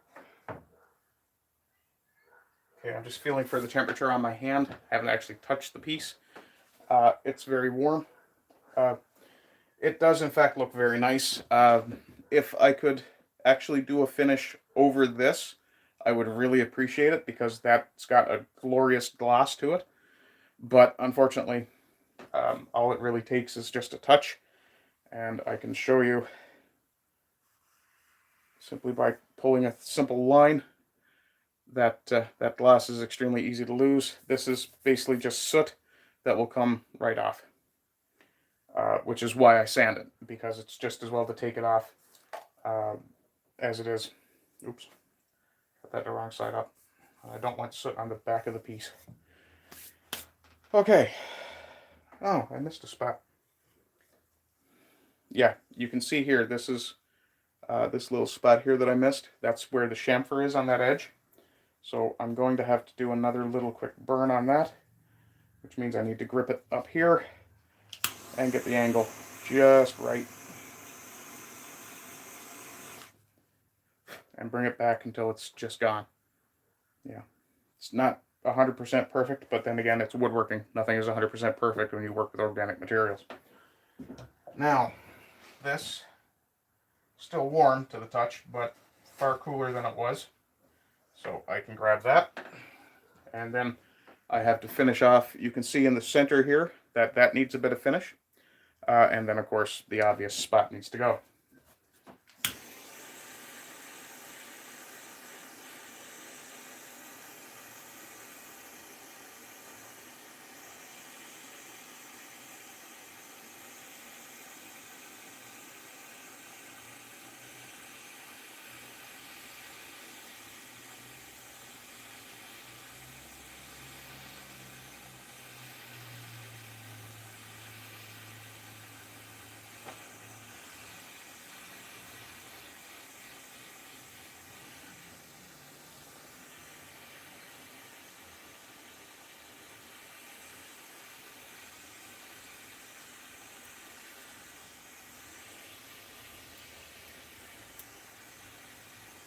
Okay. Now, oh, yeah, you can hear that crackling just a little bit. There is actually a crack forming. That's from the sap being forced apart and pushed back together. Oh dear. I suspect I may have potentially broken my piece. But I think once it cools, it should be acceptable. Yeah, you can actually see a split. If I get it lined up right, there you go. Right here, you can see where it's split along the top. But what appears to have happened is it went from one age ring at the top. Let me put the torch down so I don't burn the underside. But if you look right here, you can see that tiny little black line. And it stopped at the next age ring. So that's where it cracked. That's fine. That won't hurt. In fact, that's going to give it a little more character. Aces. Now this piece is good and cool. Also good and dirty. So I can put those two pieces down there. And I have two more pieces to burn later, which I will get to after supper. Checking for chats. And I'm going to have a smoke here. Spaz says it's a very pleasant appearance. It is, in fact. It looks far nicer once it's done. So now that's one bookend, and this will be the other. Actually, I think I may have to match those differently. I think I may have mixed those up. No, okay. We're good. So what'll happen is those will be mated together. I'm not concerned about the color differential there. Mostly because, as you can see, it's because of the way the piece was cut. Ironically, this almost looks like the cut was made between these two pieces. It was not. What you're actually looking at is this. So, there you go. Now, if I had wanted to color match them so that they look like this, then I would have had to have made two cuts to a piece and make one cut there, then take this piece, flip it, and make another cut so that they would mate together this way. Didn't want to do that. Don't intend to do that now. I'm not particularly concerned with color matching on this piece because there are asymmetrical cuts in it anyway. And I don't call my business off-the-wall woodcraft for nothing. Let's see. Listening, moderating, maple. If I were to build a house in real life, I would quite probably use spruce or whatever the lowest cost material was.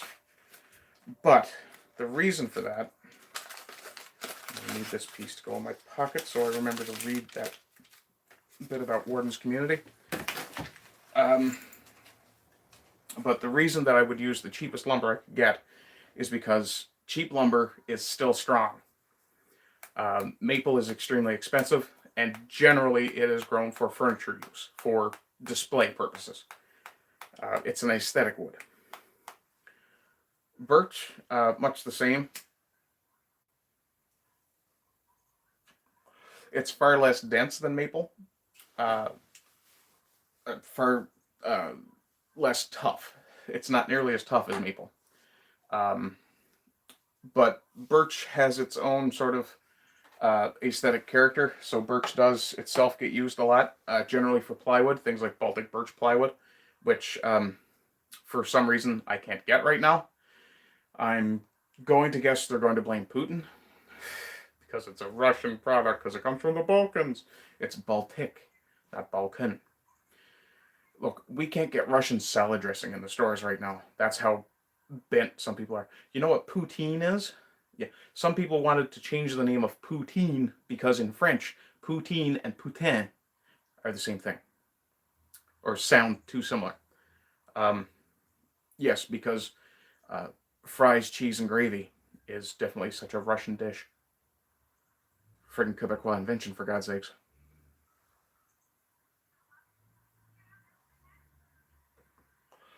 A dynasty game. Build a village, get married, have kids, die, play as your kids, so on. Oh, okay. That sounds kind of interesting. I kind of wish Fable had done that. Let's see. Looks nice. Yes, it is. I mean, the cedar is a gorgeous wood to work with. It smells a bit like mustard when I'm cutting it, to be honest. But that's because it's not aromatic cedar. Aromatic cedar has a much different smell. If you've ever smelled it, it's very distinctive. I have to go shut off those lights. Just 1 second.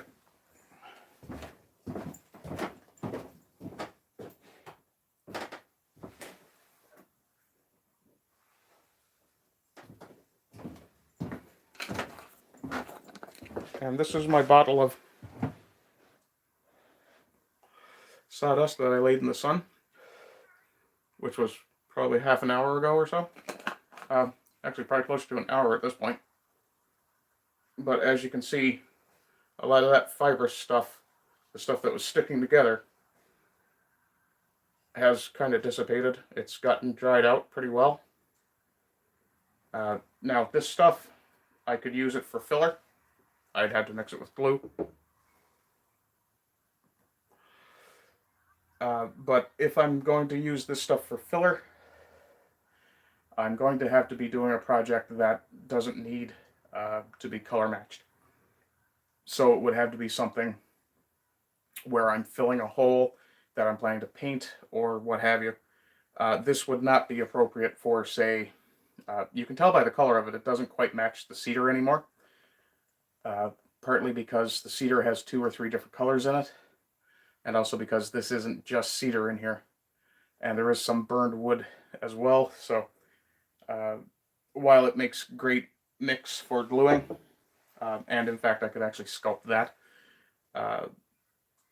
it's not a great medium for anything that has to be aesthetically pure or aesthetically clean, let's say.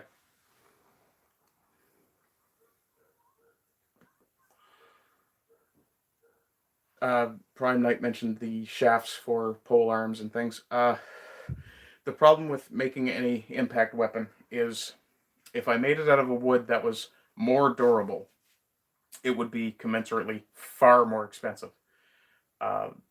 Also, with some of the woods, depending on where, what organization you're with, for example, they may outlaw specific species of wood because of the way they break. Spruce, for example, will break not cleanly, so it breaks very splintered. Maple, when it breaks with very, very large points. It can be extremely dangerous to use maple. Oak, on the other hand, when it breaks, tends to break fairly clean, fairly low topography to the end. What else? Which is actually part of the reason oak is very popular. Also, oak is fairly heavy, dense, doesn't take denting very well. Birch is an absolute garbage wood for any sort of impact work. Hickory is good for flexibility and shock absorption, which is why I'm building or planning to build practice weapons out of that. Spaz says, all I know about wood is that the state becomes very involved when it comes to wood used for making musical instruments. Seriously? That's interesting. Where are you, by the way, Spaz? Sorry about the disconnection.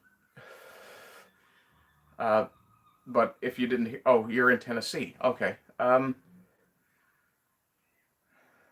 Do you have protected species of wood down there? I know here in Newfoundland we don't. We do have protected areas. Oh, I see. The state. So you're talking about federally. Why would that be an issue? Unless the only thing I can think of is just there is a possibility of toxicity with some woods. Nothing that grows here in Newfoundland produces any sort of toxic effect. Most of the toxic effect woods are generally very exotic, things from Indonesia, South America. Part of the reason for being protective of certain species of wood for the state is that some species are extremely, possibly, but some species of wood are extremely rare, extremely endangered. For example, ebony. You are unlikely to find ebony growing anywhere for any kind of a decent price. You will find things that are close. You'll hear about African ebony, Makassar ebony, things like that. These aren't actually the ebony tree. They're a species that's very similar. Another species that used to be used a lot for weapons was called lignum vitae. Lignum vitae has been basically harvested nearly to extinction. It is very rare to find a lignum vitae tree, and when they are found, they are protected very, very... You think people are concerned about the rhinos in Africa. You haven't seen what people do about lignum vitae trees. Why don't I plant some ebony? Well, for one thing, it takes about 100 years for the tree to be any kind of harvestable. And planting one tree, or even a field full of them, it would not be something you'd be able to harvest in your lifetime. And the input labor for the output profit, you're looking at a couple of generations before you'd really make your money back.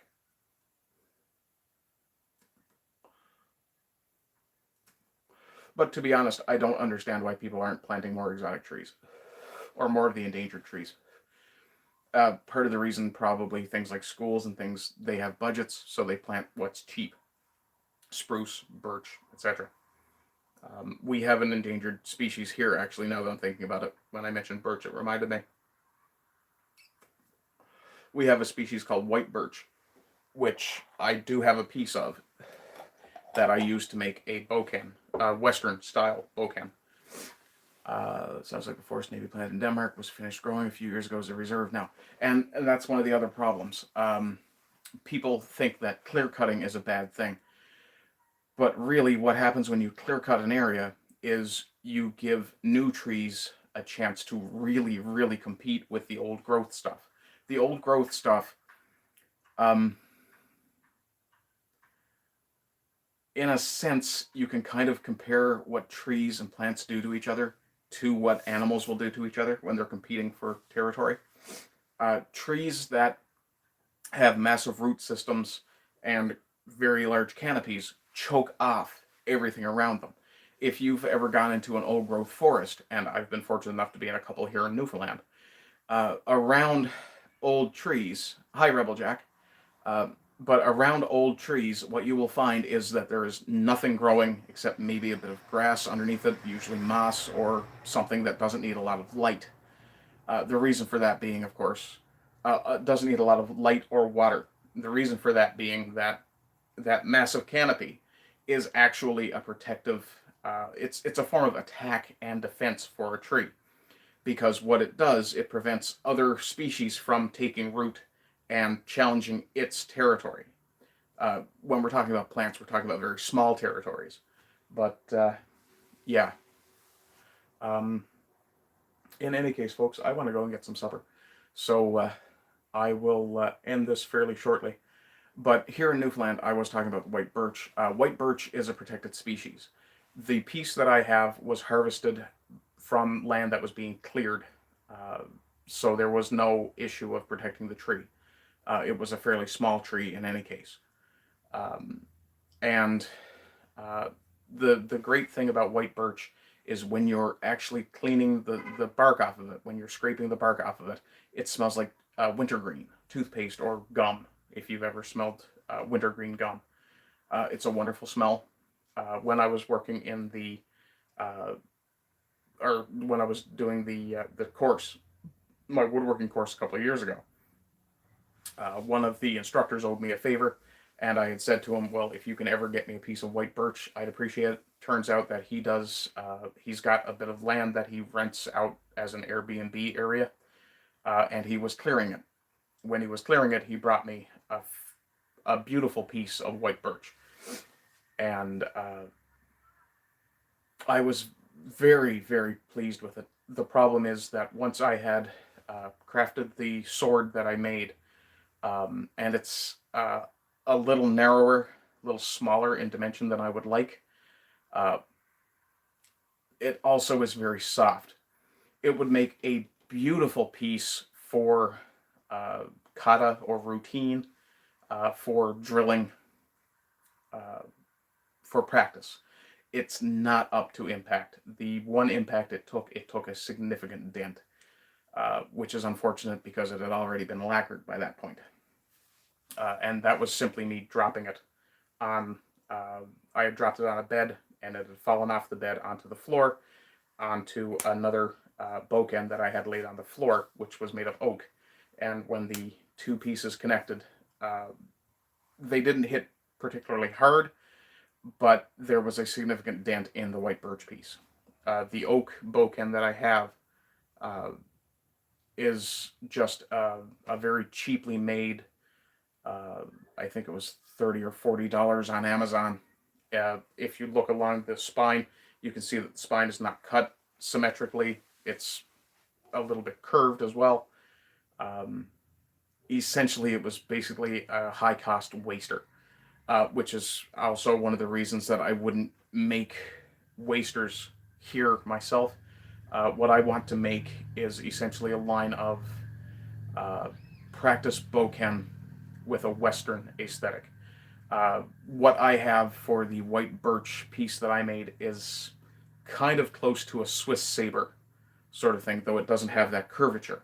It's, I guess you could also call it a Kriegsmesser, though it doesn't have the nagel or guard in any way.